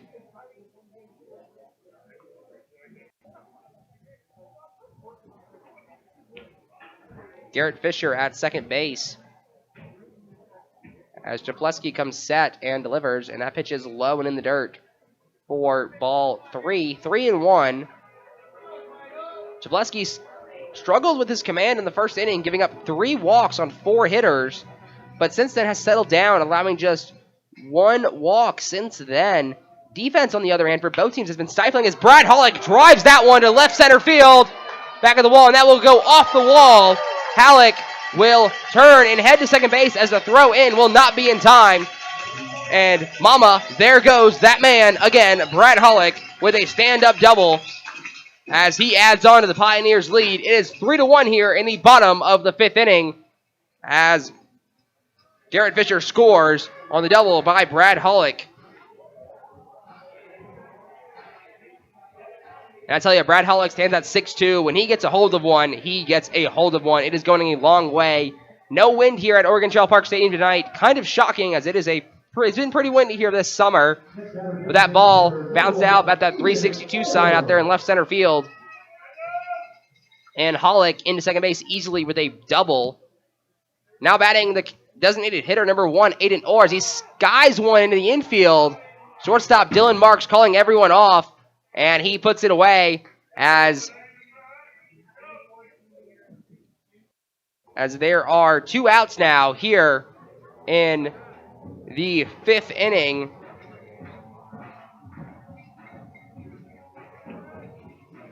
As the umpire signals up 2 outs. So now stepping into the box, number 17, Griffin Robinson, the Wetumpka, Alabama native, currently in the transfer portal. He walked and he reached on an error to third base. Chableski delivers, and it's a swing and a miss. Robinson a little out in front of it.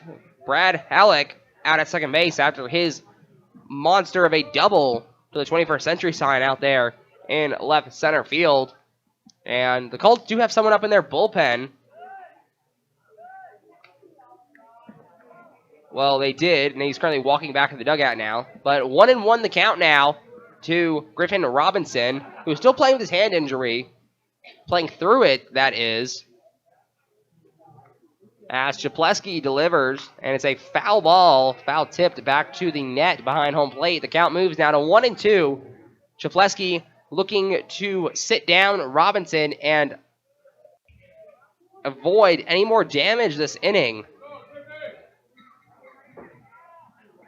As Chableski comes set and delivers the pitch, and it is a breaking ball that gets away from the catcher for a ball. We have 2s on the board, ladies and gentlemen. 2 balls, 2 strikes, and 2 outs. So Griffin Robinson looking to battle and win it here and score Brad Halleck or pass the baton on to Ben Clark in the on-deck circle. Chableski gets the signing, comes set. Halleck takes his lead. The delivery is outside. It gets past catcher Ryan Clark. And Halleck now moves to third base. So 90 feet away from scoring another run. Griffin Robinson looking to get another across or pass the baton on to his teammate Ben Clark.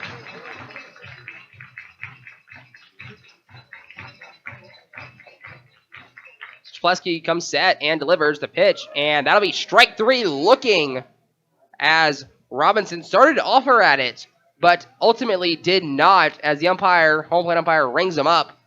So that will end the inning for the Pioneers. They put up 2. The Pioneers on the West Coast scoreboard lead 3-1 after the bottom of the 5th inning. We'll be right back in the Logos broadcast booth here at Oregon Trail Park Stadium after this break. Now, fans, it's time for our Farmers Avenue Main Street Market sweetheart of the game. Call-ins up here to top of section 1 or 2. Come and tell us who our sweetheart is tonight. All right, tonight for our Farmers Avenue Main Street Market sweetheart of the game, we have Mary, which is Bill's wife. Mary, can you stand over here now? We've got Bill and Sarah Flowers waiting on you.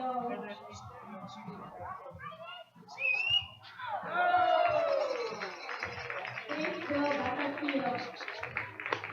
All right, thanks, Colleen. Thanks for Flower Basket at Main Street Market for our sweetheart of the game. And she really is a sweetheart.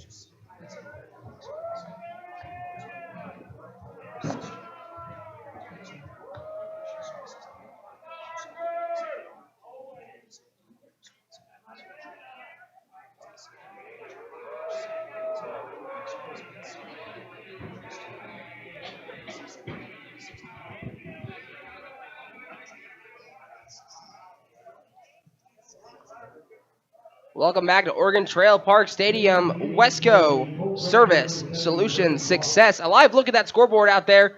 3-1 as the Pios are ahead as we head to the top of the 6th inning. Archer Blumenshine on the mound. He had a 3-up, 3-down inning last half inning when the Colts were up to bat as he deals strike 1 there to the right fielder, Brady Bloss. He has reached on an infield single and grounded out today. Defense plaguing both teams. 4 errors for the Colts, 3 errors for your Pioneers. And that is not something a coach can be very happy about, to say the least. Most coaches do strive on defense because defense wins ball games. At least that's what my T-ball coach used to say. As we see some of the younger Colts walking around the stadium here at Oregon Trail Park Stadium. As that ball goes into the Pioneers dugout, came off the bat very fast. I hope everyone is okay. It looks like that might have struck one of the coaches, not head coach Nelson or Brandon Nelson, but instead the assistant coach Tyler Donatelli. As foul balls off the bat at that speed can be scary, as I believe that's Brody Fay down there puts on the helmet in the dugout as Blumenshine delivers the 1-2 pitch, and that one hits the umpire now. Like it got him underneath the mask. And he's going to take a few seconds to walk around, make sure all of his teeth are together. As that one kind of got underneath the mask, hit him on the chin, it looks like. Hope everyone in the Pioneer dugout is okay. Tyler Donatelli looks like he's kind of laughing it off down there. As Brady Bloss, the right fielder, made some great plays out there today in right field, battling the sun, diving for one of them. It's a two-strike count on him as he fouls that one off. 3 foul balls in the at-bat now. As Brady Bloss having a game defensively. And has some speed. We saw him beat out that infield single, a ground ball to first base. Beat that out by a couple steps. So 1-2 still the count. Blumenshine looking to sit down Bloss as he delivers, and is a swing and a miss for a strike 3 swinging. As Brady Bloss is sat down. So 2 strikeouts and 4 batters for Archer Blumenshine, the UT Permian Basin commit. Just recently transferred from Western Nebraska Community College. Blumenshine, a Canadian in himself from Alberta. As Ryan Clark, the catcher, steps in, and he takes ball 1. Clark reached on an error back in the 4th and flew out back in the 2nd to center field. Looking to get on base. He's been on base once.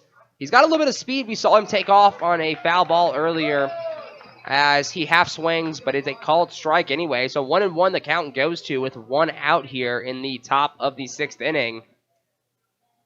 As the fans have really showed out tonight. And what a beautiful night it has turned out to be. As Clark does swing but does not check it, and it'll count and move to 2 strikes. Blumenshine with a dominating fastball. You can really blow it by you. As 1-2, Blumenshine comes set as time is called by the batter.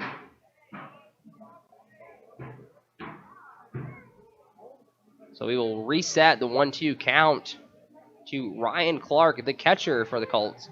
Blumenshine comes set and delivers, and is in the dirt. A good block back there by the catcher, Ben Clark of the Pioneers from Oakland University. So the count moves to 2-2 now. We still 1 out here in the top of the 6th inning. This game, boy, it is moving. Hour and a half of baseball, and we are in the top of the 6th inning. As Blumenshine delivers, and that pitch is fouled off into the National Guard area, just next to the ballpark, adjacent to it. So 2-2 still, and Blumenshine looking to put away Clark. As Archer comes set and delivers the pitch, and it's a breaking ball. As Clark does a great job of staying alive. 3 straight foul balls. So still 2-2. We'll reset it once again Archer toes the rubber. Ryan steps into the box, does his little pre-at-bat dance as Blumenshine comes set. And delivers. And that pitch is outside. 3-2 now. The count moves full. As this is a great at-bat by the Colts catcher. Going from 1-2 to now 3-2. Fouling off pitches left and right as Blumenshine comes set. Looking to win the battle. He delivers. And he does win the battle. He strikes him out on a pitch low and outside swinging.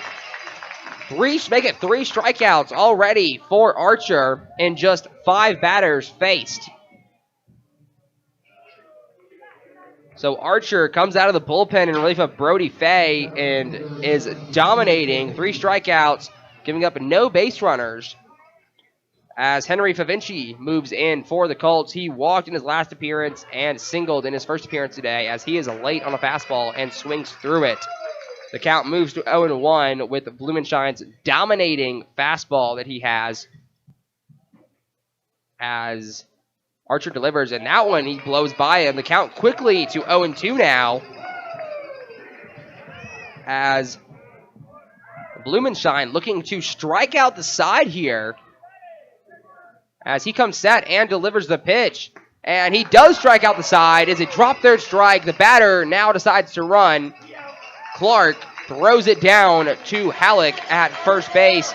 And ladies and gentlemen, Archer Blumenshine has struck out 4 batters and 6 of them he's faced. Strikes out the side this inning. A live look at the West Coast scoreboard out there in left field. The Colts won. The Pios 3 will be right back after a break and a word from our sponsors.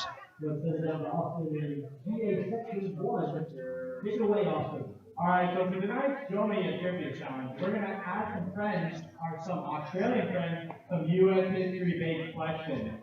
Okay, so I got Connie, Patrick, and Tish over here. All right, so what day do we Americans celebrate our independence? The 4th of July is correct. Okay, so the Statue of Liberty, which is based in New York, was a gift. Who gifted it to us? France is correct. All right, now what is the capital of the United States? Oh, they got that with E, boys and girls. All right, so tomorrow we're doing Australian history, so you Americans better study up to date ASAP quick. All right, thank you, Joey, and back to you, Bill. All right, thank you, Austin. Thank you for the question. Show me here, State Brothers first.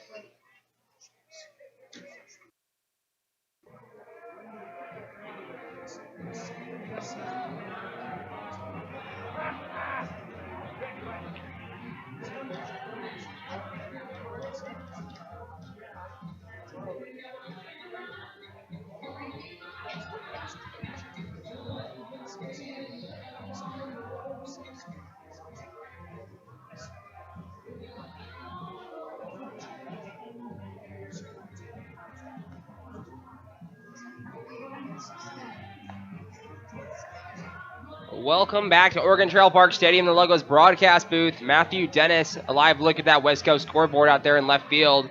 Bio's up 3-1 over the Australian Select Colts. And you may be wondering, Matthew, did you just say Australian? Yes, I did. That is correct, listener at home. I did say Australian. We do have the Australian Select Colts of the World Baseball Showcase in town for 2 games. And if you can't catch them here, you can catch them up in North Platte, Nebraska, as they take on the North Platte Plainsmen after their 2-day stay here in Gehring. As we head into the bottom of the 6th inning, this game moving fast. Hour and 45 minutes in, and we are already in the bottom of the 6th, almost 2/3 through the game.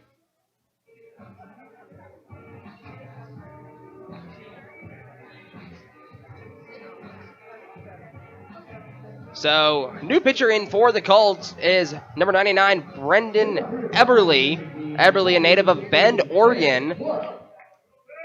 As that closes the door on Jack Shapleski, the native of Dubai, as he goes 5 innings, giving up 3 runs, 4 walks, and 6 strikeouts. As Ben Clark steps up to the plate, number 16, the catcher for the Pios, and he is already down 0-1. As he fouls off another, that will be 0-2 quickly. And now this is a game of the bullpens. as Blumenshine has come out of the Pios bullpen and dominated, striking out 4 of the 6 batters he's faced. Has not allowed a base runner, and that is something you want out of your bullpen. UT Permian Basin is getting a good one in Archer Blumenshine, as that is some dominance. He has 4 strikeouts swinging in 2 innings of work today so far. The count moves to 1-2. The delivery from Everly is a breaking ball outside, and Ben Clark chases it. So Everly starts off his tenure on the mound in today's game with a swinging strikeout and a breaking ball to Ben Clark. So that brings up Hunter McCollum, the shortstop, the Scottsbluff native, the hometown kid from Western Nebraska Community College. He's got 2 strikeouts today in his first 2 appearances, 1 swinging and 1 looking, as the breaking ball is in there for strike 1. As Everly toes the mound, looking to set down the Pioneers and get his offense back out there. As McCollums flies one to right field, and that will be caught out there by Brady Bloss. Brady having a game out there. He has been very active already. 1 diving catch earlier in the game, and 1 battling the sun that had him turning around left and right like he's doing the hokey pokey. And there are 2 outs now as the lineup turns over for the Pioneers. And Coy Carpenter will now step into the box. The center fielder, he is electric for the Pioneers offense. 2 at-bats today so far. This is his 3rd strikeout and a walk in there so far as he takes ball 1 outside. And Coy is the man you want leading off your lineup. He gets on base. It doesn't matter how. It doesn't matter where he gets on base. He gets on base, and he has speed. A true athlete on the base path. Speed, baseball, IQ. It's all there. Coy is a man, the myth, the legend. As he is up 2-0 on the count. As that pitch is in there for a strike, Coy kind of shakes his head as, hey, I see how it is. So 2-1 now the count. 2 outs. As Everly delivers his pitch. And that is fouled off, and ladies and gentlemen, you know what that means. We have Yahtzee on the scoreboard. Once again, we have a Yahtzee. 2 balls, 2 strikes, 2 outs with number 2 at the plate. Doesn't get much better than that.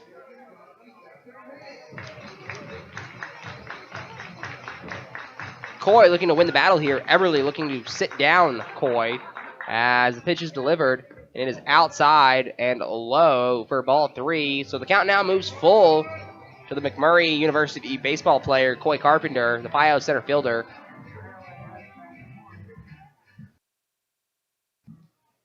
Everly delivers the full count pitch, and it is inside. And Carpenter is on base now with a 2-out walk.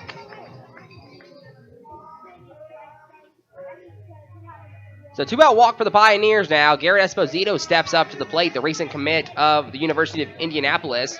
His hometown is Indianapolis, Indiana. So that would explain it.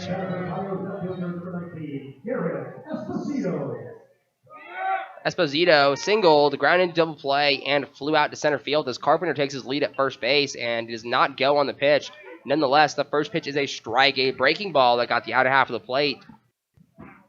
So Esposito now down a strike. Everly looking to strand Carpenter out there at first base. Carpenter takes his lead and does not go, but that pitch is fouled off out of play behind me here. So 2 quick strikes now. 2 quick strikes now for Garrett Esposito at the plate. Pio's left fielder looking to pass the baton on to the William Woods University outfielder Isaiah Gibbs. As Coy takes his lead, 2 strikes, and the pickoff attempt gets by the first baseman Fritz, and Carpenter is going to go to second base, and look at his speed. He is rounding second base. He is going to get into third base easily, as that man needs to be on the U.S. track team. He is that fast. I think I saw sparks coming out of his cleats. So once again, errors plaguing the Colts defense. That is number 5 on them for the year. The second on their pitcher so far. The first one being on their starting pitcher, Jack Czapleski. And this is another one now on their current pitcher, Brendan Eberly, as that ball got away from the first baseman, as that throw to the pickoff attempt looked low to the ground.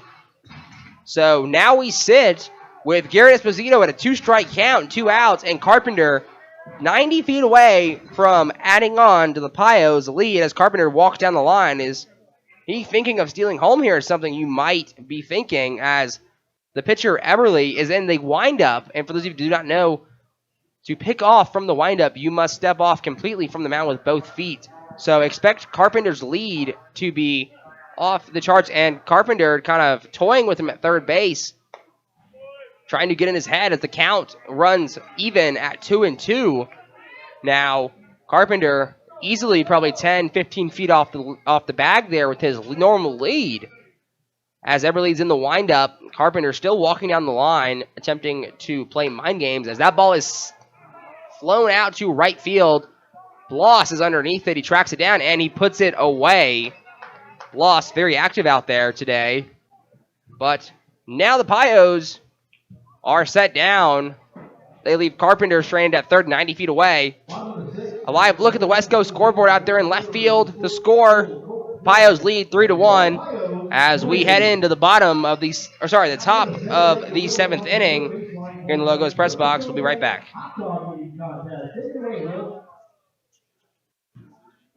Okay, so we got Josie and Amy here, and they're going to eat the hot dog and then chug the simple lemonade. And first one done wins.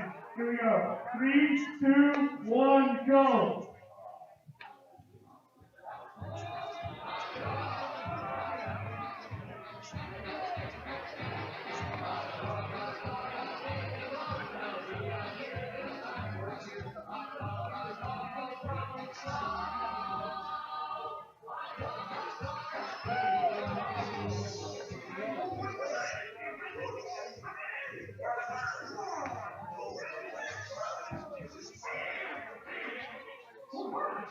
We got a closely heated battle here. They're both trying to finish the hot dog portion of the battle.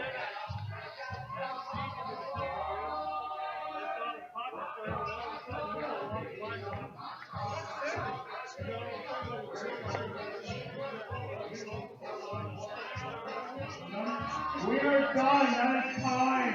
Those teams are winners.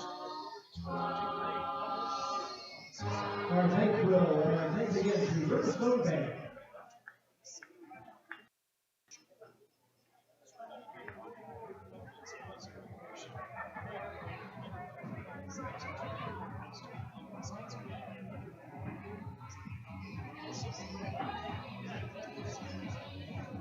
Welcome back to the Logos press box here at Oregon Trail Park Stadium, as the Pios are up 3-1 here against the Australian Select Colts.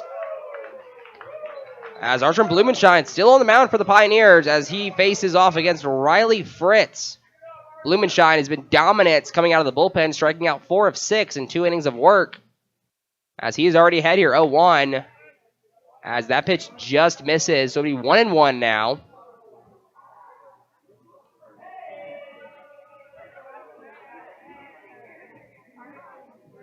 As Archer delivers his 1-1 pitch, and that pitch is a strike for a 1-2 to Riley Fritz. He has struck out and singled, and he scored the lone run, or he has batted in the lone run for the Colts today, as he is caught looking for strike 3.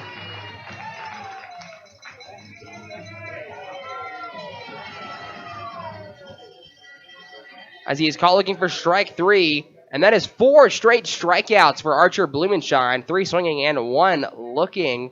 So 1 out here in the top of the 7th inning as Caleb Rukabar steps in. He's second baseman. He struck out and grounded out to the third baseman today, as that pitch is inside for strike 1. Blumenstein still going heat in his 3rd inning of work out of the bullpen, and I don't see him coming out anytime soon as the sun begins to set here. And the count goes to even 1-1. So 1 ball, 1 strike, 1 out here to the Colts second baseman, Blumenshine comes set and delivers, and that is a breaking ball in there for a strike. So the count now 1-2. Blumenshine looking to strike out another and make it 5. Blumenshine's already ready. He comes set. Leg kick and deliver. And make it 5. Blumenshine strikes him out looking to get 2 quick outs. And these Colts hitters, they look just befuddled at the plate when it comes to the pitches. So that's 6 strikeouts now and 8 batters faced. So Nick Calhoun steps in now, trying to break the streak for Archer and at least put the ball in play here. As Blumenshine falls behind 1-0 on a pitch that just missed the strike zone.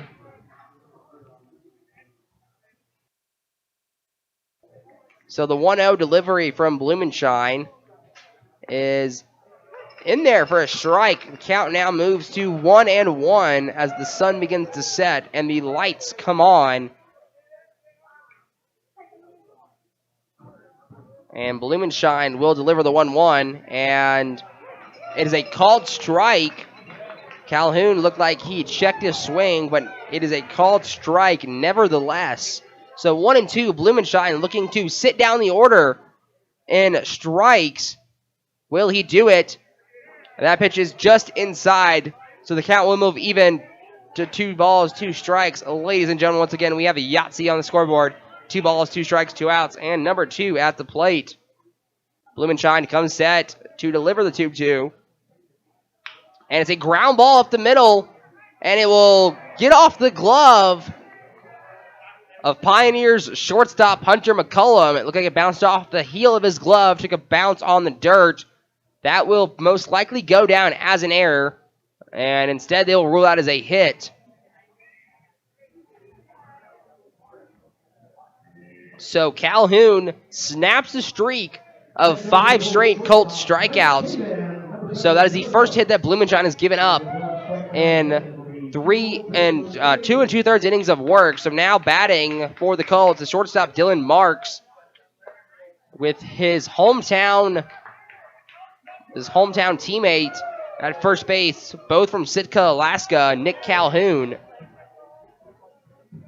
Dylan Marks struck out, flew out, and ground out today. As that's a ground ball to Hunter McCollum. Can he make the play on this one? And he cannot, as that one also scoots through. And Calhoun will go to third base, and as second base is vacated by Fisher going to get the ball that McCullum missed, the batter, Dylan Marks, will move to second base. So another error put up on the scoreboard, as we have 9 total errors up between both teams.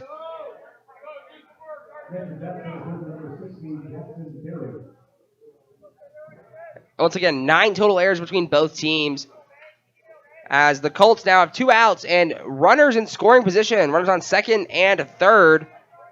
At third, you have Nick Calhoun, and at second, you now have Dylan Marks.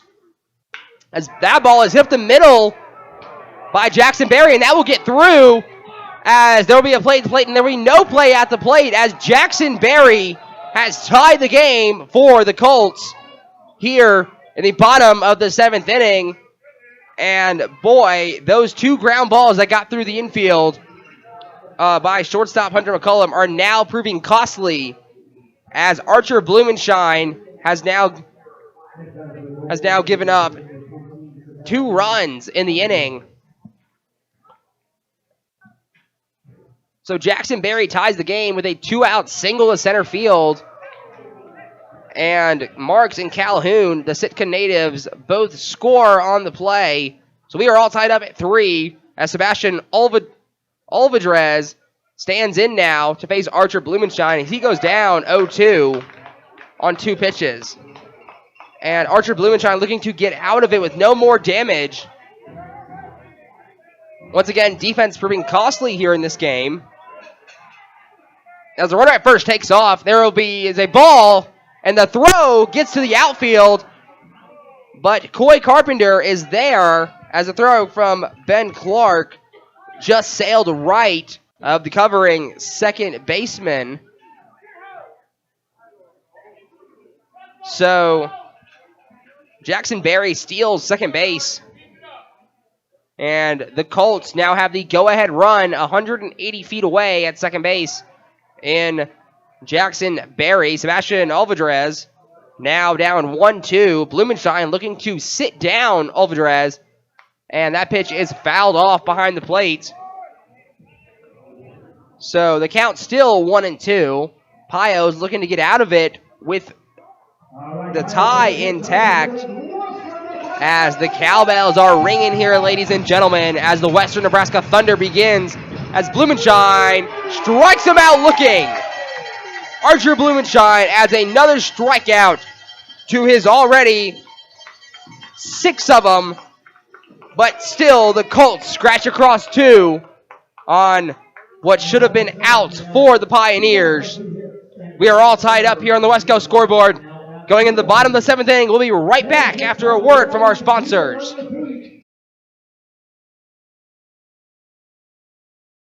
That helps fund a stronger and prosperous community for us all to enjoy and live in. At Platte Valley Bank, we are here to help build and support the community we love being a part of. We believe that together, we can make great things happen. Platte Valley Bank.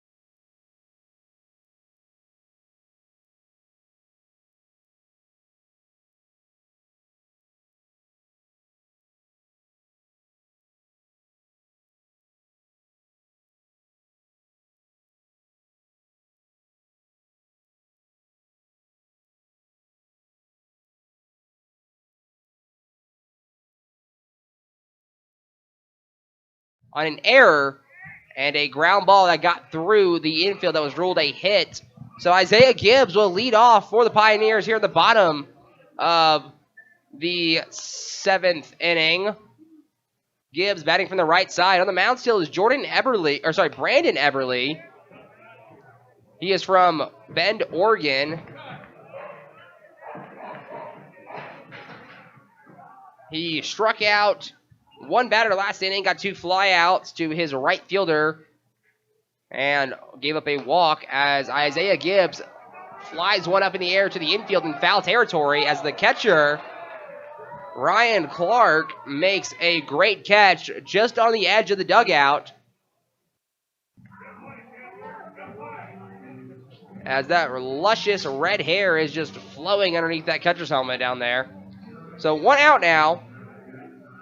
As sticking up to the plate is Garrett Fisher.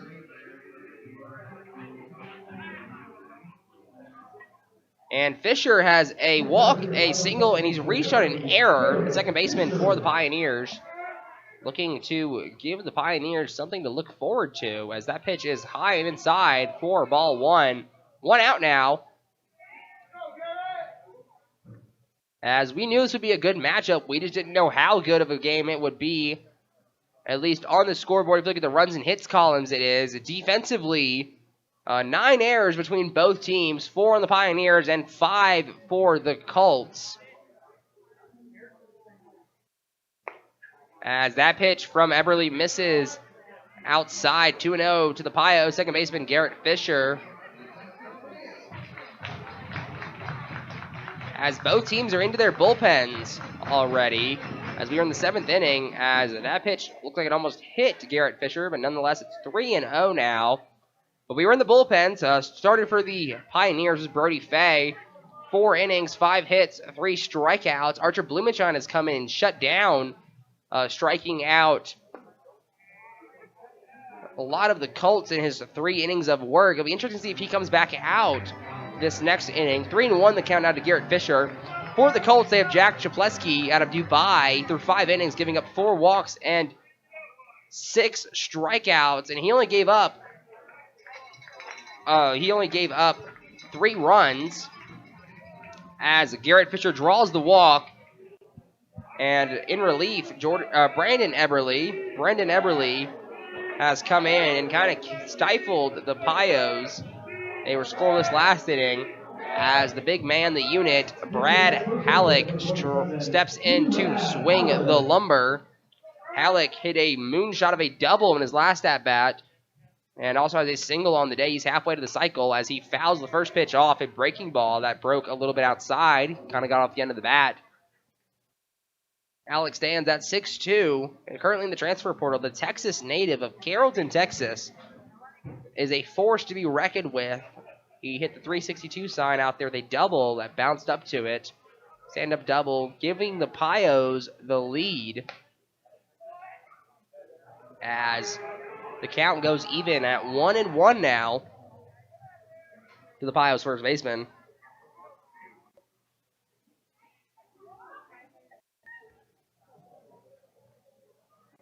Over at first base, Garrett Fisher, as he got on with the walk, as Brad Halleck now down 1 ball, 2 strikes. Looking to put the ball in play here, possibly through that right side hole, or just put one over the fence. We know he's got the power to do it. As Eberly delivers, and that is fouled off, a breaking ball. And talking to head coach Brandon Nelson before the game, this is something he was excited for. Everyone has been kind of circling this game on their calendars. I know all the interns have, at least. Staff-wise, this has been something that we found out about was happening in March, and we have all been super excited about it since then, as that ball is flown down the left field line, and the shortstop, third baseman, and left fielder all go to get it. But is the shortstop ultimately who makes the decision that he has got it? Dylan Marks out there as he retires Brad Halleck. And there are now 2 outs. So Garrett Fisher gets on base with a 1-out walk as Isaiah Gibbs flew out in foul territory to the catcher over by the Colts dugout.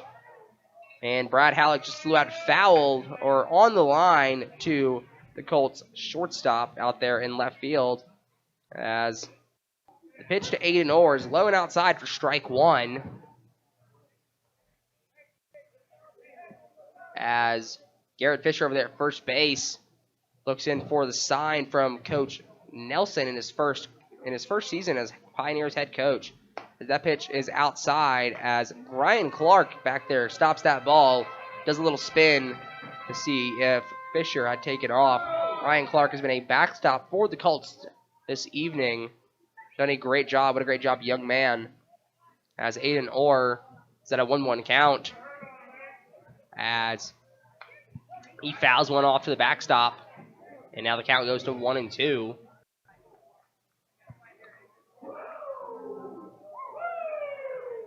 So 1-2 count now to Aiden Orr, the designated hitter tonight. Brendan Eberly from Bend, Oregon, on the mound for the Colts. Comes set and delivers. And Fisher's off with a pitch, and that is a ball, and there is no throw. Fisher is in there with a stolen base.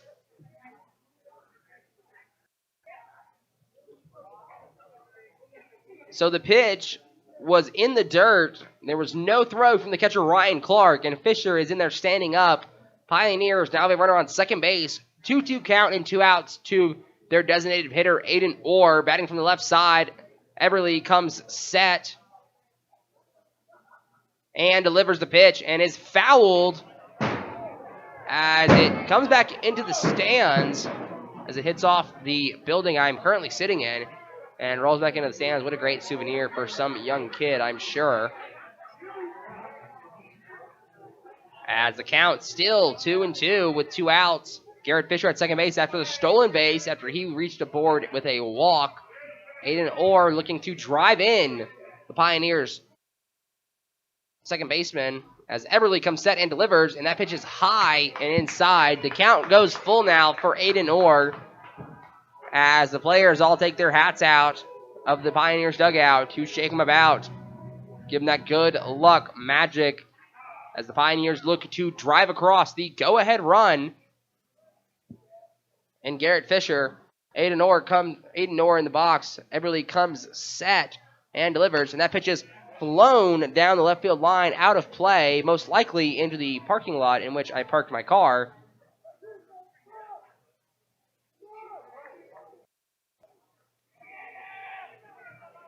So the count still remains full. Aiden Orr not going down without a fight. So count still full. Eberly comes set. Fisher at second base, looking to give the Pios a lead. And that is a swing and a ground ball to the second baseman. It's bobbled out there. He still gets the ball to first base as Rukabar bobbled the ball and fell down, but still able to get the throw to Riley Fritz over there at first base. And they strand Garrett Fisher on the base paths as they get out unscathed. Ladies and gentlemen, on the West Coast scoreboard, we are tied 3-3 as we go in the top of the 8th inning. And we'll be right back after this break. You will introduce us to tonight's contestants. Austin, they look fairly familiar. Who do you got down there? I was going to say tonight's contestants should seem familiar, Bill. We've got your daughter, Olivia, down here in the yellow. And we've got your former fornication Renato, all the way from Japan, our first Japanese contestant for tonight's Bud Light Take It Back Challenge. All right, crowd, when you get high for this. Are you ready, girls? On your marks, get set, go! Are you ready? Chug, chug, chug, chug. Okay, that's fine. There you go, you got it. Good job, Malcolm. Olivia's done first. Come on, Malcolm, run. Malcolm, go get a run. Just go. All right, remember to keep the hat on the ground, girl. Here we go, Malcolm. You got 5 pins in you. Oh, you're going there. 5 more, Malcolm. Keep going. 6, 7, 9, 10. Run, girl, run. Run, Malcolm, run. Run. You got it. All right, let's give a big round of applause to Olivia and Malcolm, everybody.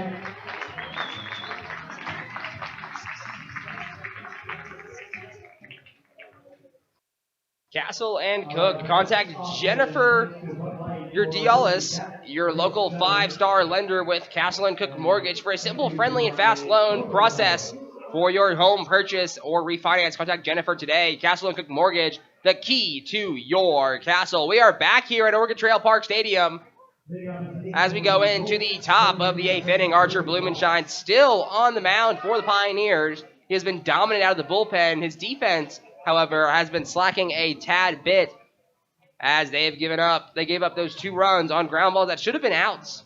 I'm sure at least Archer Blumenshine is saying that. Batting for the Australian Select Colts, number 70, Brady Bloss, struck out, ground out, in an infield single today. As Blumenshine falls behind 2-0. As now he's behind 3-0.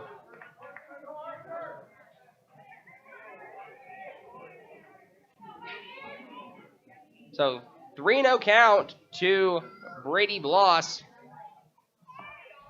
As is a 4-pitch walk to Bloss, and he is on base for the Colts.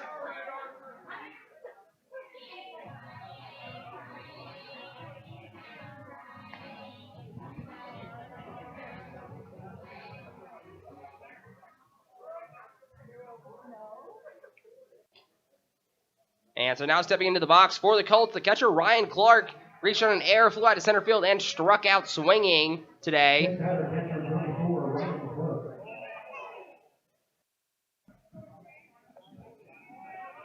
As that ball gets away from the catcher, Ben Clark.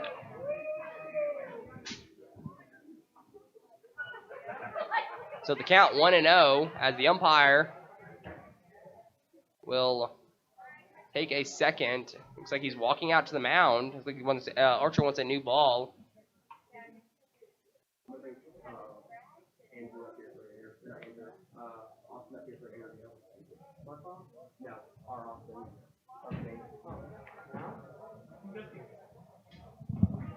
As the Archer gets his new ball, the umpires head back to their positions. And the count still 1-0 at first base is number 70, Brady Bloss. As that ball is skied to right field, and Isaiah Gibbs, it drops in front of him, and the runner took a big turn around second base, but the throw from Gibbs went to third. Now the Colts have runners on first and second. Nobody out. Someone warming up in the Pioneers bullpen as number 9, Henry Favinci, now steps into the box for the Colts. As I am joined here by special guest, Austin. Can you hear me all right? I can hear you all right, Matthew. Awesome. So, ladies and gentlemen, this is Austin Anderson. He is one of our marketing promotions intern. Austin, how are you doing today? I'm doing great tonight. We're getting ready to finish up a nice little 6-game homestand, so I'm ready for a nice break. What about you, Matthew? I am loving the baseball tonight. The weather is perfect. Now, I know you've been busy all game as that ball misses 1-0. So tell us about what you do here for the Pioneers. So I do a little bit of everything, as they say, with interns. But my speciality would be the marketing promotions, which would be running our in-game contests, getting promotions out there for when we have special nights like tonight, when we have the Aussies coming into town, all sort of things. We just ran Bark in the Park, just fun marketing promotions, get people out to the ballpark, make sure they're enjoying their time that's other than just baseball. So that's kind of what I do around here. Now tell us a little bit about yourself, Austin. The fans need to know who you are. All right, so I am from Kearney, Nebraska, actually, the only Nebraskan intern, and I do brag about that a lot. That's why I'm the favorite around here. But I'm from Nebraska. I'm going to be graduating this December from the University of Nebraska in Kearney with a degree in sports management and a minor in marketing. My hobbies include basketball. I like to golf, anything sports related, really. I'm an avid Cowboys fan, avid Cornhusker fan, and I just enjoy all things sports. I gotcha. And Henry Favinci will take the 4-pitch walk as Tyson Ellis, the pitching coach for the Pioneers, makes his way to the mound to talk to Archer. So it'll be interesting if there's a pitching change coming here. But, Austin, how are you liking it this summer? What's been your favorite part so far? Oh, that's a tough one. My favorite part is probably just getting to know my fellow interns. The only one that I don't like that much is this Matthew Dennis kid. But other than that, I have a good time. I'm just kidding. Me and Matthew are good friends. So. We'll see. We'll see about that after this broadcast tonight, ladies and gentlemen. Well, Austin, I will let you go unless you want to stay up here and call the rest of this inning with me and just talk. I might give it a go. All right. It kind of sounds like a fun gig. It is. So Archer has been removed from the game. We'll get you his final line score here in a moment. But the new pitcher will be making his way to the mound shortly. The Colts have bases loaded here. Bases full of Colts. As the new pitcher takes the mound, give us one moment. We'll get you that name. But, Austin, tell us about just how much you recommend these summer internships. Oh, I would definitely recommend a summer internship. Me, myself, I'm doing this for college credit, but I know we have a couple of our interns. I know Josh, our social media intern, and along with Matthew here, he's just doing this for fun to get some experience under his belt. And I think it's a huge thing, especially going forward, especially if you're looking for a career in sports. It's great to get experience, great to get, just know what you're doing and know what you want to do. That I would definitely highly recommend internships before you have to do them, unlike me. Yes, wise words from the man, the myth, the legend, Austin Anderson. As Paul Panduro takes the mound, Paul, he attends Pittsburgh State. He is also a hometown kid, native of Scotts Bluff, Nebraska. He also attended Western Nebraska Community College, like his former teammate that he just relieved. But he comes into a situation here that it's it's bases loaded, nobody out. What are you really looking forward here as you come onto the mound, Austin? Oh, as a former pitcher back in high school, you definitely just want to make sure you don't walk anybody. You don't want to walk anybody in, give anybody any good opportunities, good, easy runs. You definitely want to look for your first strikeout and then try and force a ground ball so you can maybe get your infield to turn a double play and back you up. I gotcha, Austin. Well, look, if you'd like to go, you are more than welcome to, but we would be happy to have you on the broadcast if you want to stay a little bit. I know you probably have stuff to do. You're a busy man here. I know you got a lot to set up, take down before the games and after the games. I do have a lot to set up, I do, but I might hang out for a little bit longer. Well, that you way. are more than welcome to. As Paul is slowly finishing up his warm-up pitches, Paul has got some heat on his fastballs. And I mean, I'm talking heat. I'm talking get out of that kitchen. It is on fire heat. And once again, the hometown kid comes into a situation, bases loaded, nobody out here for the Colts as we are tied up at 3 as the batter making his way to the plate will be, it looks like a pinch hitter, number 15, Grady Smith, out of Sitka, Alaska. Once again, the Sitka, Alaska kid. We have 3 of them in the lineup now. So Grady is the pinch hitter, and he comes in a situation, and the infield is coming in as they're going to nail the player at the plate, and they try to get the play at the plate as Paul blows the first pitch by him. Go ahead, Austin. I was just going to say, there's that get out of the kitchen heat you were talking about, Matt. Someone better call the fire department because, boy, this place is going to be flaming. As Paul comes sets and delivers. And that one is going to be hit down the right field line and is going to be foul, the umpire says. A foul ball just barely. And the Pioneers possibly got the benefit of the doubt on that. That would easily have scored 2, possibly 3. And that could have shut down the Pios for the night. Austin, that looked really close, didn't it? That was incredibly close. Me, myself, I would have said that was fair, but thank goodness I'm not the umpire down there. Yeah, both of us on the edge of our seats as that one goes just out of our vision. We had to scoot up on our chairs for that one.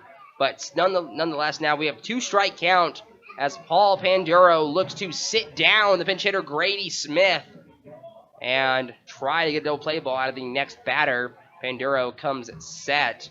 Watch for an off-speed pitch here.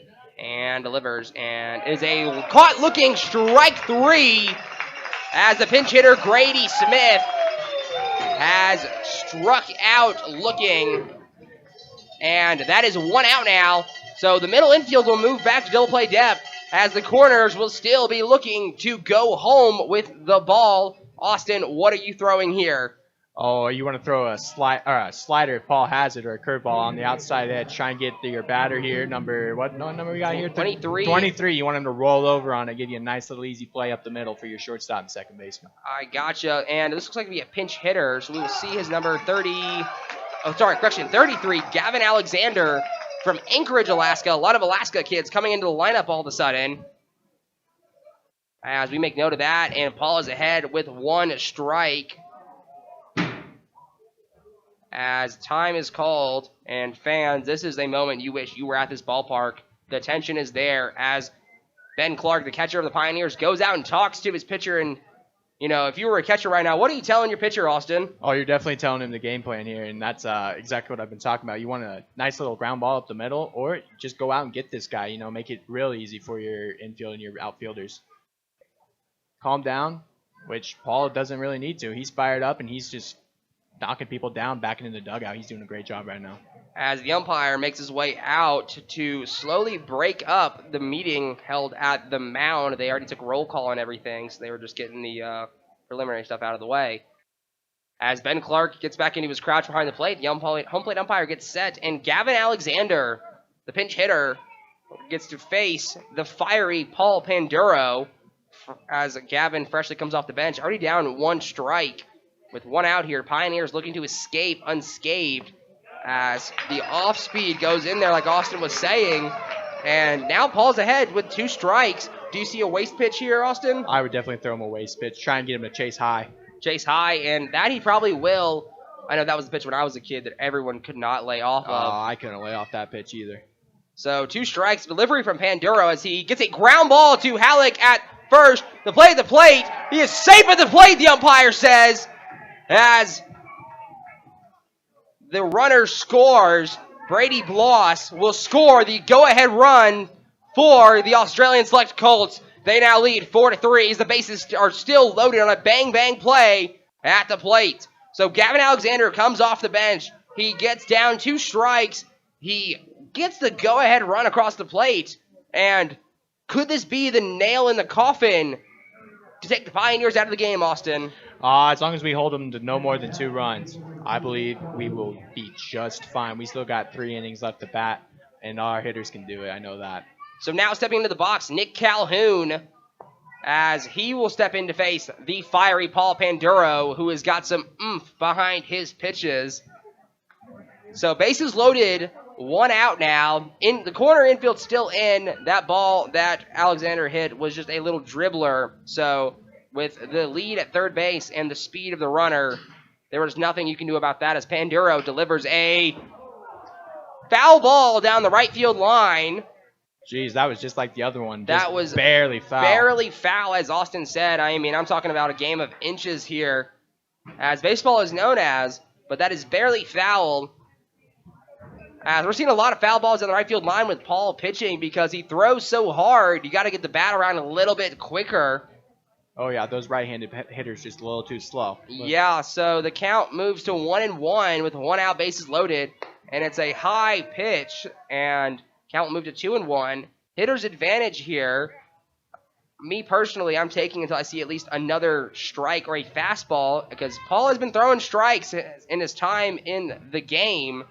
So it'll be interesting to see what we see here as that pitch is blown by him for strike 2.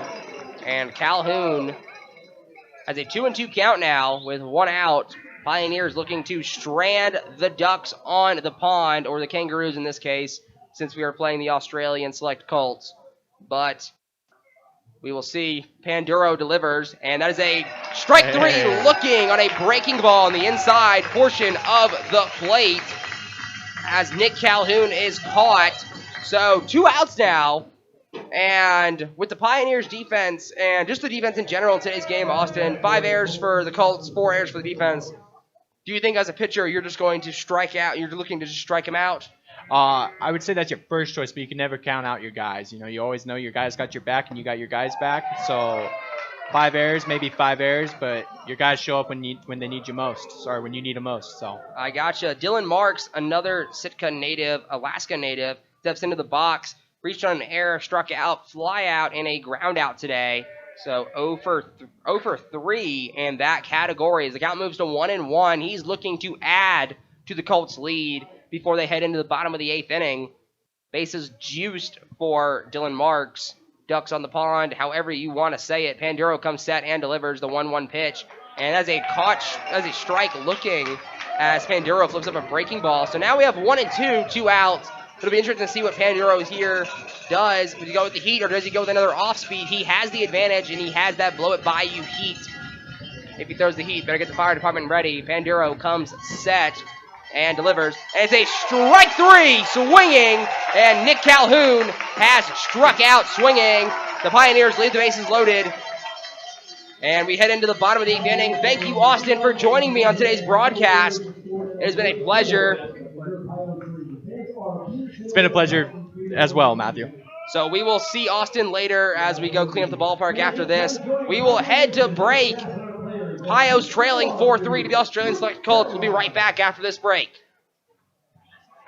Who is Hydrotex? Hydrotex manufactures and distributes over 300 different high-performance lubricants, including fuel conditioners, hydraulic and transmission fluid, and more. We've been helping customers improve their operations for more than 80 years with products made in the USA. We sell directly to customers and can even deliver right to your door to offer excellent service and value. Our products are made to exceedingly extend drain and grease intervals to reduce maintenance and labor costs to improve the budget. Whether you're in a factory, farm fleet, or like to go fast, Hydrotex is here to help. Visit your local Hydrotex dealer in person or online today. We can sum up McDonald's new crispy chicken sandwich in one word. Crispy. But also juicy and tender. Okay, it's crispy, juicy, tender. All one word. But then, also pickle. Oh, and potato bun, which is 2 words. Okay, we can't sum up our new crispy chicken sandwich in one word, so you'll just have to try it to understand it. Order ahead on the McDonald's app. at participating McDonald's. Ba-da-ba-ba-ba.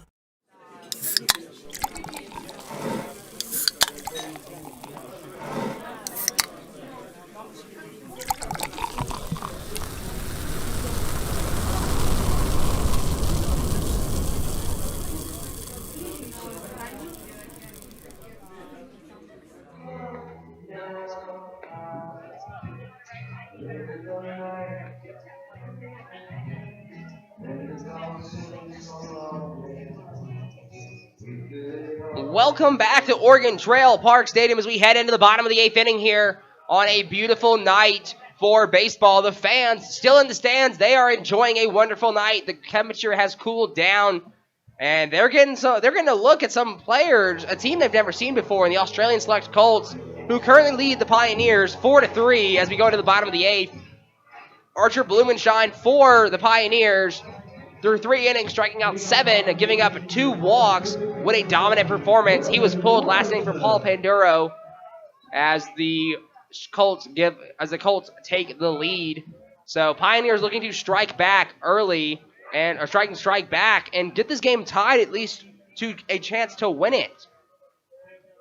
So stepping into the box now for your Pioneers to lead off the bottom of the 8th inning is number 17, Griffin Robinson, the Wetumpka, Alabama native, currently the transfer portal. Is a strikeout looking an error, reaching on an error in a walk. The count is now 1-1 as Brendan Everly, the Bend, Oregon native, is still on the mound dealing for the Colts. He's got an off-speed pitch that to our righty hitters, the Pioneers hitters, has just had them stifled and stumbling at the plate. He throws it on the outer half of the plate and the Pioneers are out in front of it. The count is now 1-2 to Griffin Robinson, as that pitch is way outside. Ryan Clark does a great job out there of stopping it and keeping it in his gloves. The count now moves even to 2-2 to Griffin Robinson, the Pioneers' third baseman. And defense played today as Griffin Robinson is caught looking on that off-speed pitch. So Griffin Robinson strikes out looking for the Pioneers, and that makes way for Ben Clark, the catcher. But defense in general is struggling today, as 9 errors combined are the talk of the scoreboard out there. 5 for the Colts, 4 for the Pioneers, and it has cost both teams runs and giving up free bases as that ball is swung on and driven to deep right field as Ben Clark is going to round the bases. That ball bounced off the wall, and it's gathered out there at right field. And Ben Clark has a stand-up triple as he poses and does a little selfie dance at third base. That ball got out to the 362 sign in right field behind Brady Bloss, and that ball was crushed. So it looks like we'll have a pinch runner coming in at third base to get the speed on in place of Ben Clark. We'll get you that number here in a second, but Ben Clark with the one-out triple, stand-up triple. So now that brings up to the plate Hunter McCullum, 0 for 3 today with a strikeout swinging, and a fly out to right field as he looks to give the Pios the run to tie the game.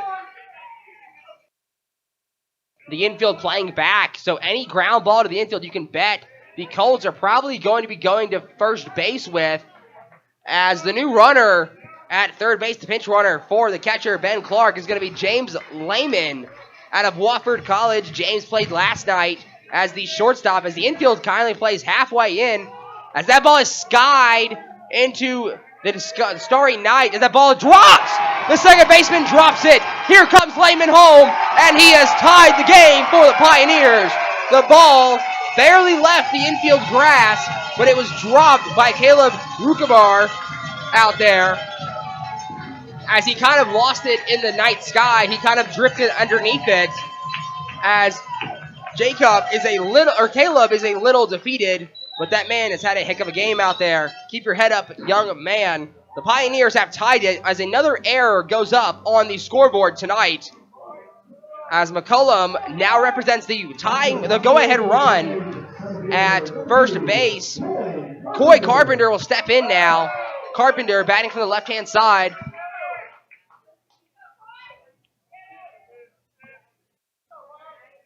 As he takes ball 1 outside.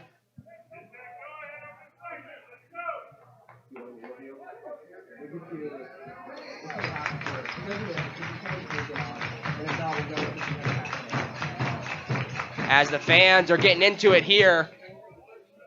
As Coy takes strike 1. The count now 1-1 on the outfielder from McMurray State University. As Hunter McCollum takes his lead at first base. As Eberly steps off. So tie ball game here in the bottom of the 8th inning. As Eberly comes set, Carpenter prepares, and the runner takes off. The throw to second base is high, and it gets into center field. As Hunter McCollum safely steals second base as the throw from the catcher Ryan Clark was just too high for the shortstop to handle.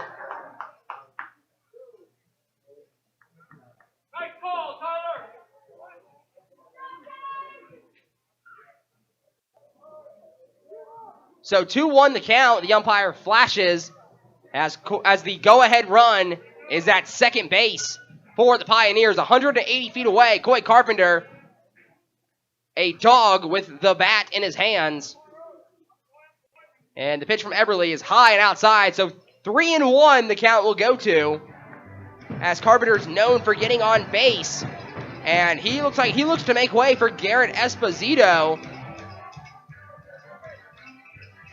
And they look to add on here as Eberly comes set and delivers. And that pitch is a great stop by the third baseman as they have got McCullum in a rundown, and they will tag him. Will they tag him out? The umpire says he's safe. Wow, it looked like McCullum really went out of the base path there as the head coach, Steve Fish of the Colts, comes out to talk to field umpire here. And we're gonna talk here and see if McCullum went out of the base path. They had McCullum dead to right in that rundown as the ball was great stop by third baseman Nick Calhoun.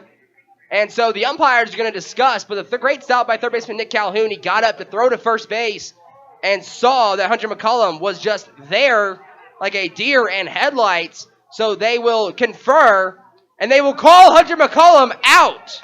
They will rule that he was out of the baseline. And Brandon Nelson now wants an explanation.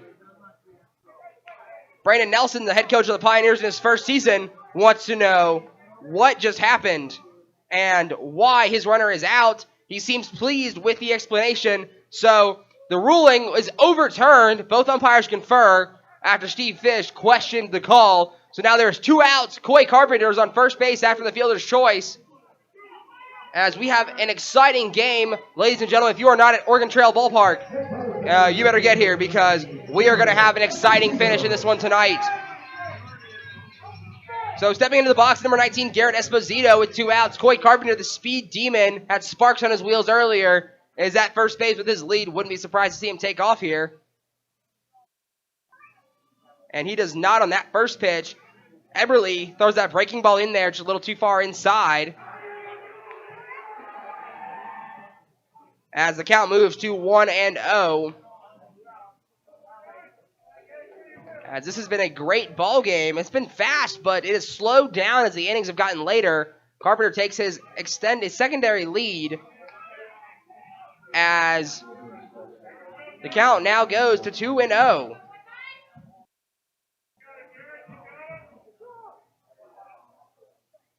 So Esposito steps into the box for the 2-0 pitch. Eberly comes set. Carpenter takes his lead at first base.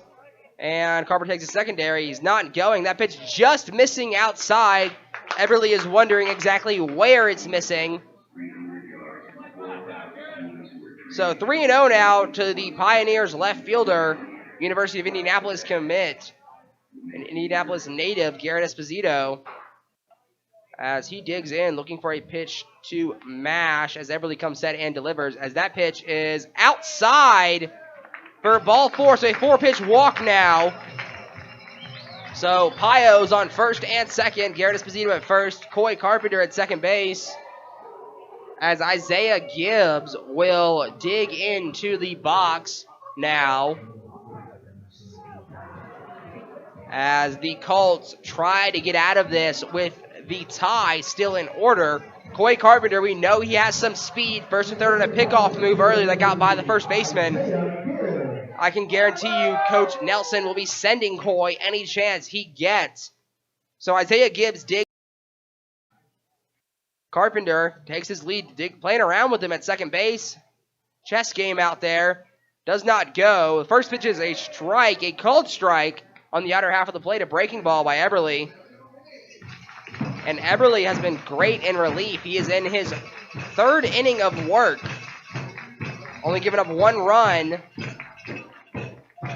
And so 10 errors on the scoreboard combined for both teams. And if that fly ball is not dropped out there, we don't think that the run would have scored. But here we are now, different ball game. As that ball's in the dirt, a great block by the catcher Ryan Clark as he throws the mask off, and that luscious red mane comes out from underneath the helmet. As that is some fire hair he has got down there, literally, because it's red. It's for all my dads out there. I know it's not Father's Day, but I think it's a great dad joke. The fans getting into it again. They've kind of been out of it the last few innings, but they've gotten right back into it as the Pios are threatening. So 1-1 count now to Isaiah Gibbs out of William Woods University. And Eberle comes set. Carpenter toying with him out there at second base, and he delivers, and that pitch is outside, just missing for ball 2. So 2-1 the count goes to. As the fans are on the edge of their seats, as they want the Pios to get this run across, as Charge and the Can and all of those luxurious songs are playing. 2-1 the delivery is a swing and a miss. Gibbs out in front of that one by at least a couple inches, maybe even half a foot. Eberle broke off the breaking ball. So we will now go to a 2-2 count. 2 outs here, 2 on for the Pioneers. Carpenter at second base and Esposito at first. Time is called by Gibbs as this pitch will decide the game. Well, for the most part, because if Gibbs can put it in play the way the defense is playing today, we might even get a run across here. As Eberle comes set and deals the 2-2 delivery as a foul ball, so spoiled on by Isaiah Gibbs. He spoils it to the right side. And we will do it again. We will reset. So 2-2. The count still at 2 on, 2 out for the Pioneers. Gibbs looking to rain on the parade as Eberle comes set. And the mind game's going on with Coy Carpenter out there in the second base as the catcher, Ryan Clark, will call time to go talk to his pitcher. And I know from personal experience, this is a time in which you guys got to focus on the batter here. That runner won't go anywhere, we don't think, or I'm sure the Colts don't hope. But you get the batter out here, you are out of the jam. So we will go 2-2 again after play is restarted. Eberle comes set and deals, and it's a little nubber to first base. Is that going to get through? It is not, but it's bobbled by the first baseman, and Carpenter toys with coming home, but he does not. Nelson wanted him, and that might be another error up on the board. The first baseman was a tough play off the end of the bat. He had to get to it, and he just could not get it out of the glove. So they will give him a hit, I believe, as the manager of the Australian Select Colts will come out. And we can probably expect a pitching change here, as they will take the ball away from Brendan Eberle, the Oregon native, as we will have a pitching change. And as we get that number, and they will charge the first baseman with another error, it looks like. They have the E4 showing up on the scoreboard. That would be 7 errors for the Colts as we have a pitching change on the mound, and we are joined by another one of our interns during this pitching change. Colleen, can you hear me all right? I can. All right, ladies and gentlemen, I'm joined with Colleen Jones. She's our baseball operations intern. She is one of the two. Colleen, tell me about yourself. Where are you from? How are you liking it out here so far? I am from Alabama, so coming out to Nebraska is quite a change, but I love it. It's quite beautiful. It's a little hot, but there's no humidity here, so it's doable. And what has been your favorite moment so far this summer? Oh, that's a tough one. I think just getting to meet this team and all of the interns too, just they're from all over, and just see them kind of mush together and just see how the summer goes. Now, you are a baseball operations intern. For those fans at home that do not know exactly what that is, tell us about what it is. So there's 2 of us, so we take turns keeping the official score. Andrew's over there doing it right now. We handle player meals. I just actually got back from picking up Runza for the postgame meal. We handle their travel, so we book their hotels and their buses and things like that. And anything Nelly needs, we take care of.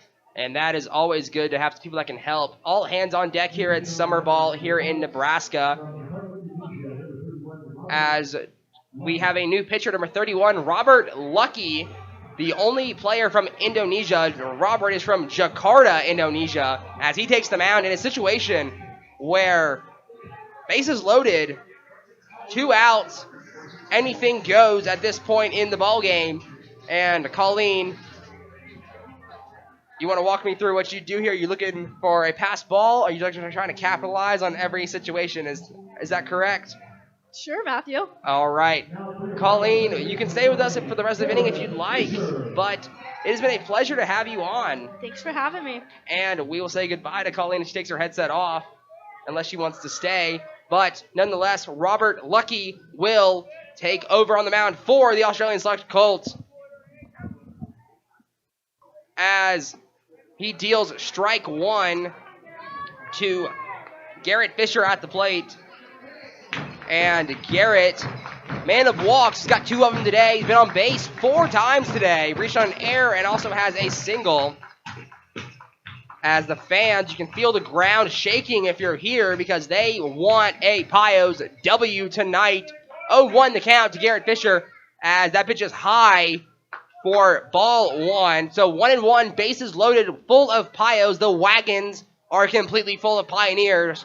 We have got Coy Carpenter at third base, Garrett Esposito at second base, and Isaiah Gibbs at first base. The Pio wagons are full. Can Garrett Fisher be the man to unload them? And that's a ground ball is foul over to the Pios bench area outside their dugout. And Brody Fay picks up the ball and is like, hey, you want this ball back? So 1-2 the count now to Garrett Fisher out of Northern Colorado, looking to make the town of Gering and the Pios fans in attendance here ecstatic.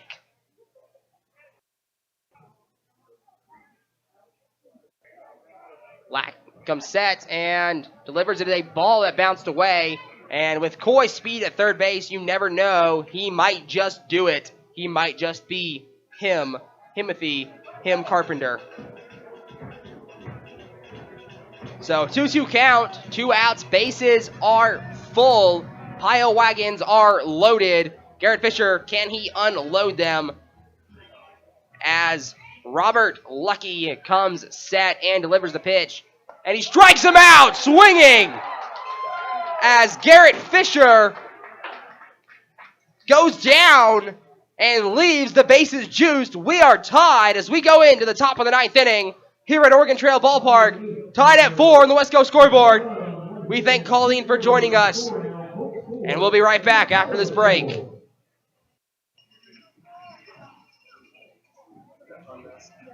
Why bank at a local community bank? When you choose a local community bank, you keep money in our local economy. That money helps support local jobs, schools, and businesses. Money that helps fund a stronger and prosperous community for us all to enjoy and live in. At Platte Valley Bank, we are here to help build and support the community we love being a part of. We believe that together, we can make great things happen. Platte Valley Bank.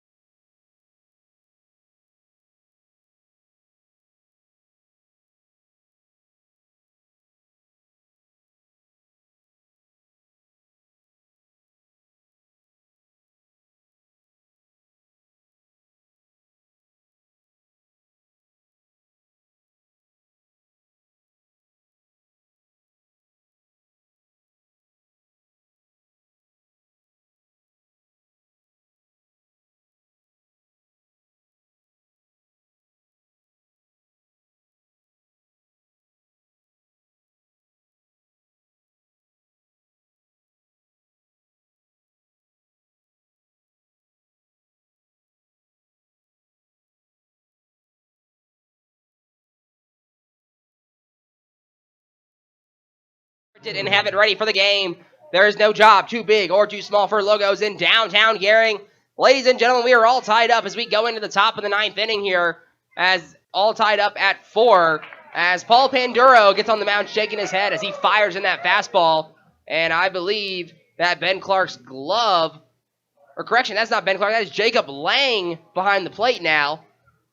I think his glove just snapped as that fastball from Panduro just snapped the laces. We said it earlier, Panduro has got that please call the fire department heat down his pitches. There might even be flames coming down there. Let's see if we can get the binoculars at one point. But he throws hard, so we're going to have a stoppage and play here with a no ball, 1 strike count as Lang goes and gets another mitt. And Dr. Levi Bolwin at Advantage Chiropractic in Scottsbluff, treating all of your chiropractic needs from 0 to 100 years old, athletes and veterans. Dr. Bolwin specializes in treating your aches, pains, and injuries. Call today for an appointment and start to get back to better health. Advantage Chiropractic, 633-1425. The fans are out in full force here tonight as Panduro looks in menacingly to get his sign and comes set. The Pittsburgh State pitcher, Scottsbluff native, delivers his pitch, and it's a high fastball. If I had to guess, it's probably 92 plus, but it has got some oomph behind it tonight. The count 1-1 to the center fielder Jackson Berry. He tied the game up earlier at 1 with a hit that blooped in as the ball misses and goes up. It'll be 2-1 now as Panduro gives him the stare to get the sign. As he shakes his head, comes set, does his leg kick, and delivers the pitch. It is inside, just misses. Panduro doesn't know where that just missed at. Looked a little bit inside. The fans displeased with it, as most home fans are when their pitchers don't get a call. But nonetheless, now we're at 3-1. The fans are ready for a strikeout. They want to see something exciting happen. Panduro brings a lot of excitement into the game. Comes set, delivers a 3-1 pitch. And the bat goes flying. Jackson Berry swung, and the bat goes into the crowd through the net as they give the bat back.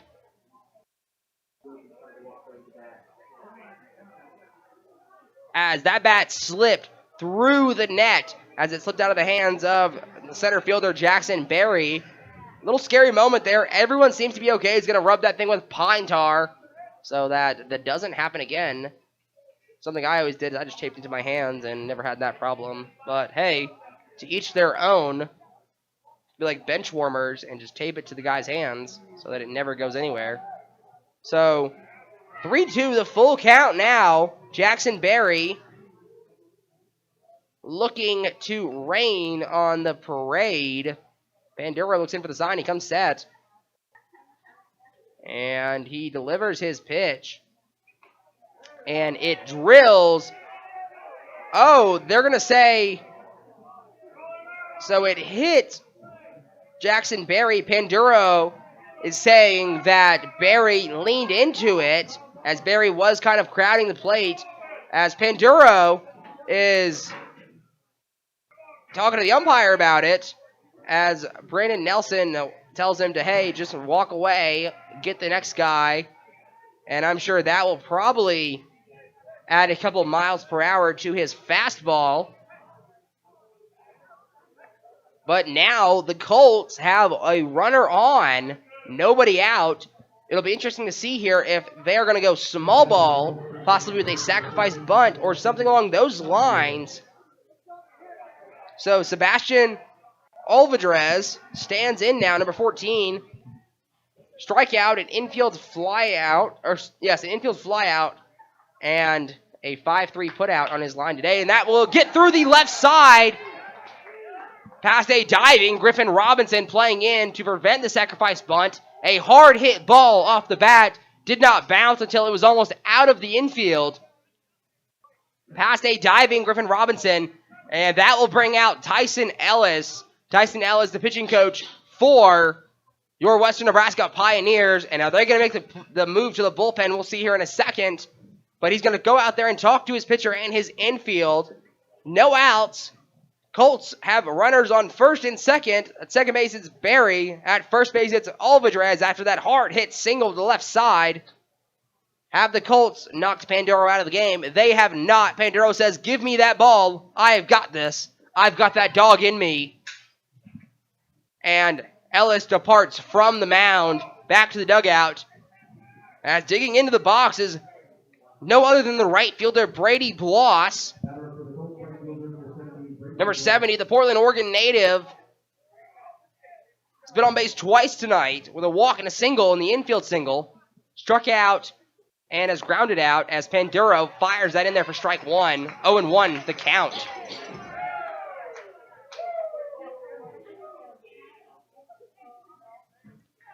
So 1-1 the count now. Panduro gets his sign as he comes set and delivers the pitch. So 0-2 now. Panduro, a little bit of extra heat on that fastball. You can probably assume after the first two batters of the inning, 0-2, Panduro looking to set him down so the Pios can come back and walk this thing off. But here we are, 0-2 the count. And he's foul ball. Got the very end of it, it looks like. And the ball goes to the backstop as the on-deck hitter comes and picks it up.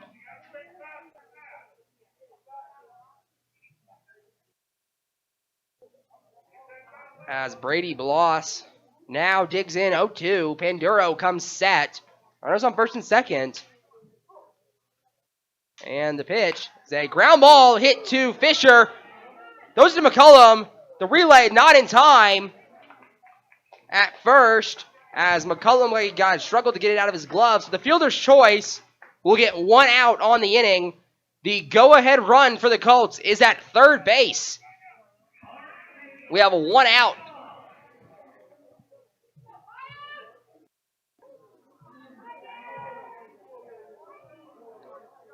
So one out, first and third for the Colts. It'll be interesting to see if something is going on here. The middle infield is playing for the double play. The corners are coming home with the ball unless Panduro can strike out the next two hitters and get these two outs. The runner on first does not take off. He does as the ball is dropped behind the plate.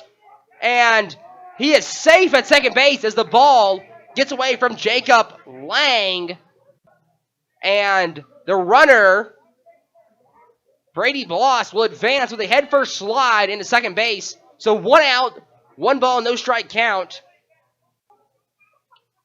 Colts at second and third. Infield has been drawn in for a play at the plate. Panduro looking to leave the Colts stranded as he delivers his 1-0 pitch. It's a swing and a miss for a strike. As the count goes to 1-1. Fans still sticking around for this one. It's going to be an exciting ending tonight. You're not going to want to miss it. 1-1 the count, 1 out. Panduro gets his sign, he comes set, he delivers. As a strike, 3.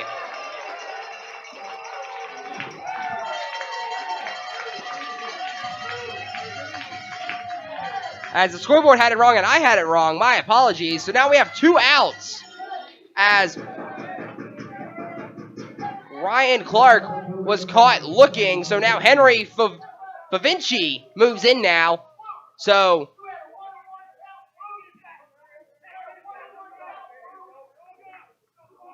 as you hear the fans chirping about the count on the scoreboard being incorrect. So 2 outs. Henry Favinci looks like he could be the savior for the Colts here if he can get them to score. The count goes 1-0. As Panduro looks to strand the 2 runners. Panduro comes set after he gets his sign. He delivers. Swing and a miss. Blowing it by him. As he wants a new ball. And we better check that ball for some damage. Some heat damage at least. Because there is got to be some smoke coming from it as the umpire tosses it over to the dugout to be inspected. And so the count 1-1. The umpire flashes. Panduro looks in for his sign. Shakes it off. Says, yeah, this is the one I want. Let me show you what I have. Comes set. The delivery is an outside strike on the outer corner of the plate. And it's strike 2. Pioneer Nation, the fans in attendance are getting loud. 1-2 count, 2 outs. The PA announcer asks for that Western Nebraska Thunder. 2 runners on.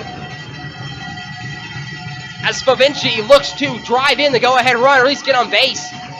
Panduro comes set. Umpire flashes the count. Panduro gets the sign. He comes set. And his delivery. And it's high. A waste pitch. 2-2 the count goes. 2 balls, 2 strikes, 2 outs, and 2 on.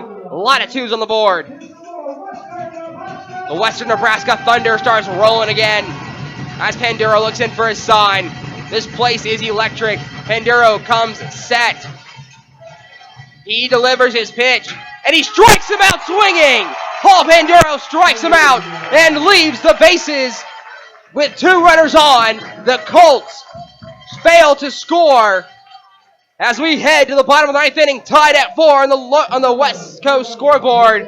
Paul Panduro strikes him out. We'll be right back after this break.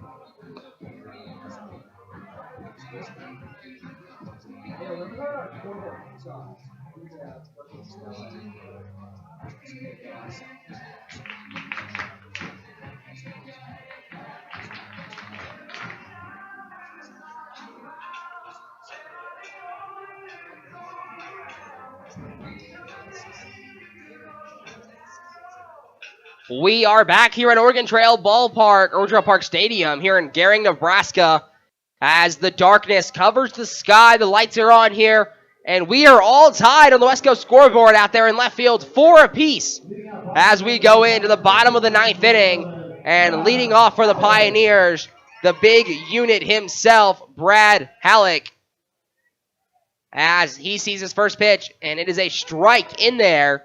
All tied up at 4. Pioneers scored 1 in the first. Colts tied it back up in the 4th. Pios took the lead again. They're in the 5th with 2. And the Colts tied it back up in the 7th with 2 of their own. And then 1 apiece the next inning. Tied at 4 as Halleck sees strike 2. And both teams are fired up. Panduro struck out the last hitter, Henry Fovinci, swinging on a breaking ball with runners at second and third to take us to the bottom of the 9th. As Halleck takes a ball outside, 1-2. The line score, the Colts, 4 runs on 9 hits. And the Pios, 4 runs on 6 hits. The stat for both teams is going to be the errors. 11 combined between both teams, 7 for the Colts. Yes, you heard that right, 7 for the Colts. And 4 for the Pioneers as Brad Halleck takes high and outside. So it'll be 2-2 the count for the big man, 6'2", standing at the plate against Robert Lucky out of Jakarta, Indonesia, on the mound for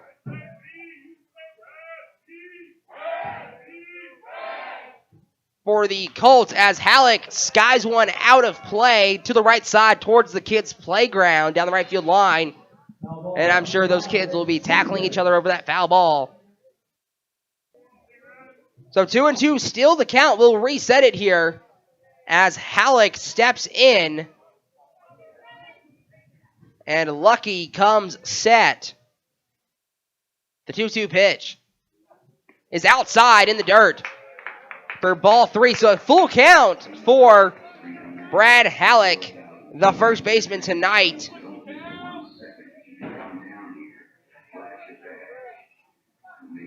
Halleck has a single and a double to his name today with a flyout and a double play.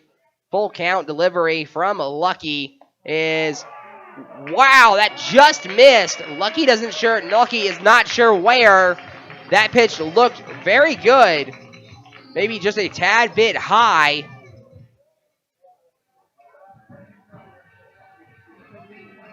As the catcher Ryan Clark takes off his mask and that luscious red mane flows, and he signals to the defense what's going on here. So the next batter will be Aiden Orr, 0 for 3 on the night. Has not been on base yet. 2 strikeouts, at least to his name. Fly out as well. Winning run is on first base in Brad Halleck. So 270 feet Halleck has to go. Aiden Orr looking to be the hero as he lays down a bunt, and that gets away from the catcher as he pulls it back, and it goes to the backstop as Halleck gets second base. Orr looked to show a sacrifice bunt. The pitch from Lucky was so far inside it almost hit Orr. He pulled the bat back, and it scoots away from the catcher to the backstop. So your winning run for the Pioneers is 180 feet away at second base, and the 6'2" man himself, Brad Halleck.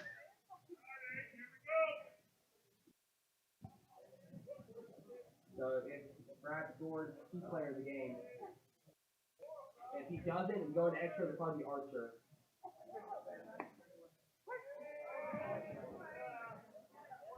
And that pitch is in there as Aiden shows bunt once again, possibly trying to get Brad over to third base.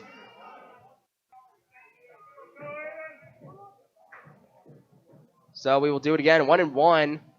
The count. The catcher, Ryan Clark, calls time as he didn't like the feel of things. So we will reset that. 1-1 to Aiden Orr. The winning run for the Pioneers at second base, and Brad Halleck has had himself a night. Got a walk, a double, and a single, and 2 RBIs. So Aiden Orr will now look to play hero. As that pitch misses, 2-1.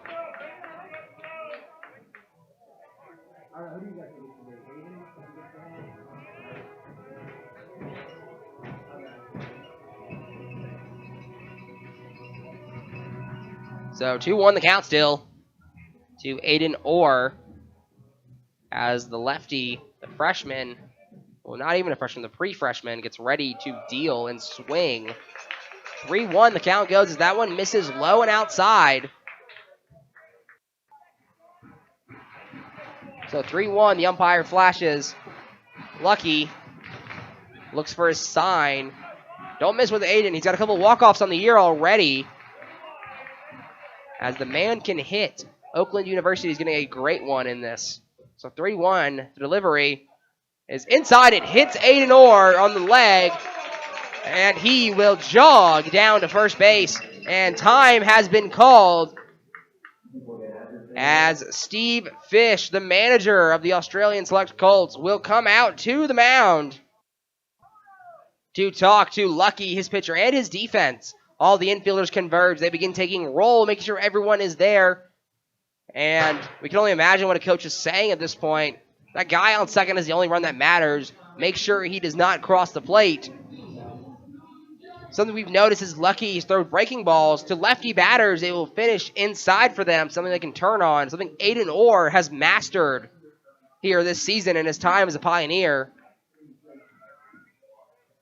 Nevermore, Fish will depart the mound and leave his pitcher and his catcher, the battery, to discuss how they want to go forward and give them a little motivation. Once again, we're all tied up at 4 here. Winning run for the Pioneers at second base, courtesy of a walk and a hit by pitch. So, looking to play hero tonight will be number 17, Griffin Robinson. Griffin was removed from the weekend's game with an injury to his hand. However, he is back in the lineup. Reached on an error earlier as he shows bunt. Pitches outside. Griffin doesn't really agree with it, but shakes his head and says, okay, show me what you got. 0-1 the count goes. Still no outs now. Halleck at second or at first. Pio's looking to walk it off here at home as he lays down a bunt. It's fielded by Lucky. Lucky thinks about going to second. He will go to first instead as the first baseman kind of looks at Griffin Robinson as he passes first base. But Lucky, the bunt was right back to Lucky. He thought about second base. He thought better because there was no one covering, and he takes it to first base instead. So there's one out now. Winning run 90 feet away. We have a pinch runner coming on. And we'll get you that number here in a second as first baseman looks like he might have been spiked possibly as Griffin crossed first base. So, winning run is 90 feet away. Jacob Lang looking to play looking to walk it off for the Pios here with one out. As the infield comes in for the Colts, as they're going to try to cut down the runner at the plate. As that ball is outside. And the new runner at third base in place of Brad Halleck is going to be Austin Burkhoff. Austin's got some speed. He's an outfielder. 5'11", 185 from Plano, Texas. Jacob Lang at the plate. And that pitch is swung on. It is flied up. The catcher, Ryan Clark, tries to make a play on it. And it goes out. Clark has already made a couple plays. As Clark is showing that he's one of the captains on this team. A great leader that man has been tonight for the pitching staff and for the Australian Select Colts in itself. Clark, even though he's only been on base twice tonight, has been a leader as most catchers are. So 1-1 the count, one out, winning run on third base. We have some of the younger Colts in the outfield behind the scoreboard that have come to watch the end of this exciting game. The delivery from Lucky is outside as Lang thought about going for it, but decides he'd rather not. So 2-1 the count goes. Burkhoff at third base.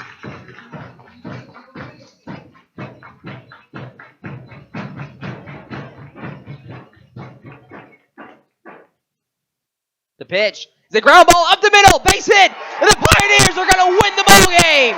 The Pioneers will win it, courtesy of Jacob Lang. A walk-off single up the middle. The infield was in. They never had a chance at it. And Jacob Lang is being chased by his teammates into the outfield as he is mobbed and the cooler is thrown on him as they actually throw it at him. Ouch. That looks like that hurt. But the Pioneers are victorious, courtesy of a single by Jacob Lang up the middle, as they win 5-4 over the Australian Select Colts. And we'll be right back after a break from our sponsor. We'll be right back here in the Logos booth.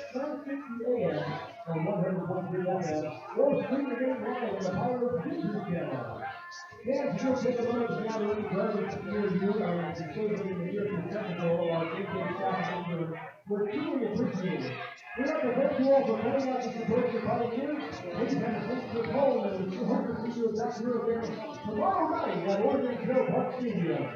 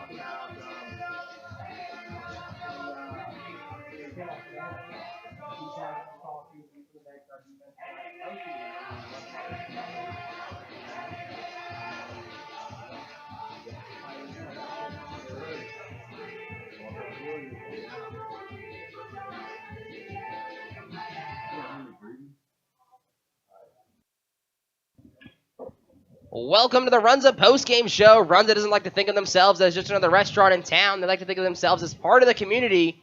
Runza with locations in Scottsbluff, Gering, Chadron, and Alliance. And we have our Taco John's player of the game here. The player of the game is brought to you by Taco John's of Scottsbluff and Gering. Make Taco John's a game day tradition by unwrapping the original before or after every game. We are here with Jacob Lang as he is drenched in, I hope that's water. It might be Gatorade. And he also got the cooler thrown at him. Jacob, how are you feeling right now? Well, I'm a little cold. Got the AC blowing on me and I'm soaking wet, but it was fun. It was always fun. The Pioneers comeback kids once again as they face off, and they were victorious in Game 1 against the Australian Select Colts. Now, Jacob only had one at-bat today as he replaced Ben Clark after Ben Clark got removed for a faster runner on the bases. Now, tell me, in your one at-bat, walk me through that at-bat. Well, I was just trying to hit the ball in the air, and I missed one pitch, and then I was like, this kid can't beat me. So I'm just going to dog it out, and we're just going to hit something soft, trying to hit a ground ball, and yeah. Dog it out. That's the motto of the summer, it seems, for all of these players. Now, we know you got the cooler thrown at you and on you, so any bruises going to be showing up tomorrow? There probably will be a little bit of a bruise right in the middle of my back, but then it's fun. So now we know you were on the bench for most of the game, and you got to see it from a neutral kind of side. What is the defense looking like? 11 errors combined. That's not something a coach really wants to see, especially, someone like Nelson. So walk us through that. What do you think that, defense, is that just a one-time yip today, or is what's going on there? Yeah, it's probably just a one-game thing. It was really hard to see today. A lot of dust in the air, and so I'm going to blame it on that. Well, you can blame it on that. That's okay. And have you had a chance to talk to Ryan Clark, the catcher for the Colts, today? No, sir. Did you see his performance behind the plate? He seems like a leader of men. Anything you can comment to on that?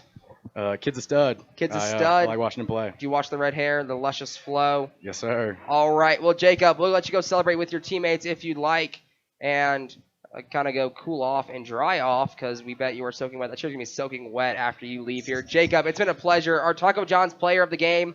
Go rest up. Good sir. It's been a pleasure. Of course. Ladies and gentlemen, Jacob Lang, tonight's Taco John's player of the game. Walk-off single up the middle. We'll be right back to look forward to tomorrow's matchup here at Oregon Trail Park Stadium.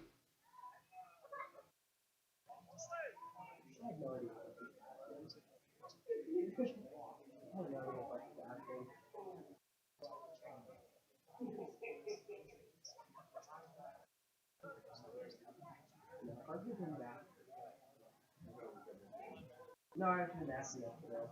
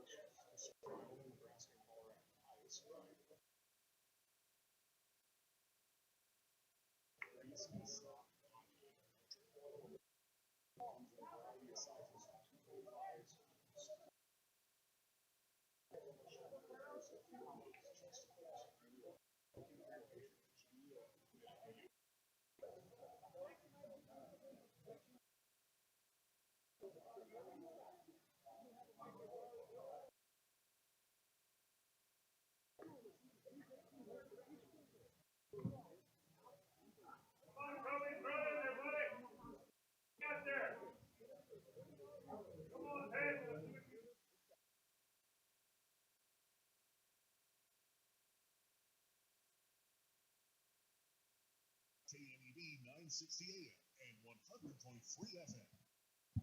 And we welcome you back to the Runza postgame show. Runza doesn't like to think of themselves as just another restaurant in town. They like to think of themselves as part of the community Runza with locations in Scottsbluff, Gering, Shadron, and Alliance.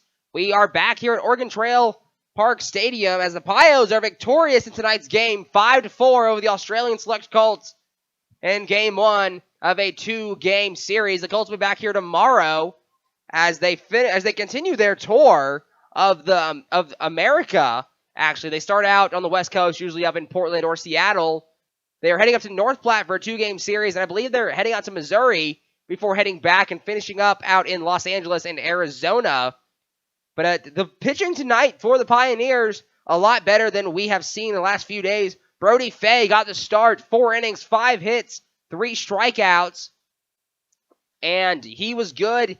But Blumenschott came out of the bullpen. He was a great, Fay was a great starter, as that was his first start of the summer, as Blumenscheid came out of the bullpen in relief from UT Permian Basin through 3 innings, striking out 7 while walking 2 batters. 7 strikeouts in 3 innings. Man, boy, that is impressive. Somebody grab that man an ice cold water or a cooler of it and dump it on him. And then Paul Panduro came out of the bullpen to hold off the Colts with that wonderful strikeout, with the back-to-back strikeouts of Ryan Clark and Henry Fovinci to leave the runners stranded on the bases for the Colts when they were threatening. And Jacob Lang, the player of the game, Taco John's player of the game, with a walk-off single up the middle over the glove of the pitcher. Fans, we'll be right back after this break as we look forward to tomorrow's game and anything else the Pioneers have coming up here in the next few games.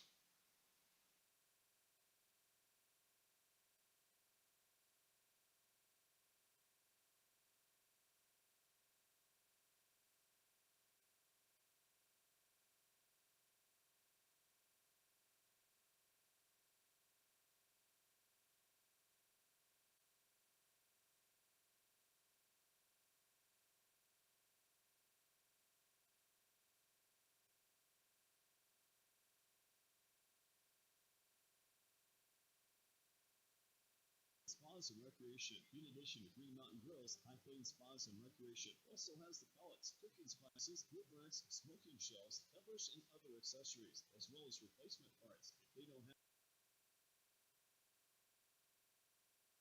it's always admired for the wonderful, yummy barbecue spices. High Plains Spas and Recreation, open 9 to 5, 7225 East Overland in Scottsbluff.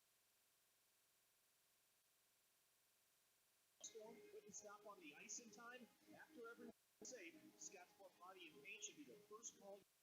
There isn't a better shop in the area. Our high-skilled team is experienced with performing all auto body.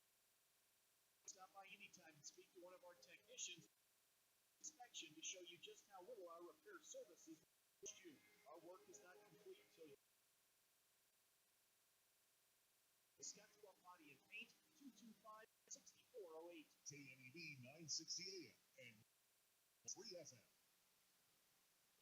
We welcome you back to the Runza postgame show. Runza doesn't like to think of themselves as just another restaurant in town. They like to think of themselves as part of the community. Runza with locations in Scottsbluff, Gering, Chadron, and Alliance. The Pioneers victorious tonight, 5-4 over the Australian Select Colt. The defense an issue tonight for both teams. 7 errors for the Colts, 4 for the Pioneers. But the Pioneers are the ones leaving the field drenched in water as they are victorious once again. Comeback kids of the summer. The Pioneers will be back in action tomorrow night, 6:35 here at Oregon Trail Park Stadium, as it's game 2 of their series against the Australian Select Colts. This is a game you won't want to miss if you weren't out here tonight. I mean, you were on the broadcast. You saw how it ended. That's an exciting game. So we want to see you guys out here tomorrow. It will probably be Carson Trail back on the call here at the Trail. So it has been a pleasure from behalf of me, the Pioneers organization, the staff, the people we had on our interviews tonight, our Austin and Colleen. It has been a pleasure. And this is the Western Nebraska Pioneers signing off for the night. Have a good night, ladies and gentlemen.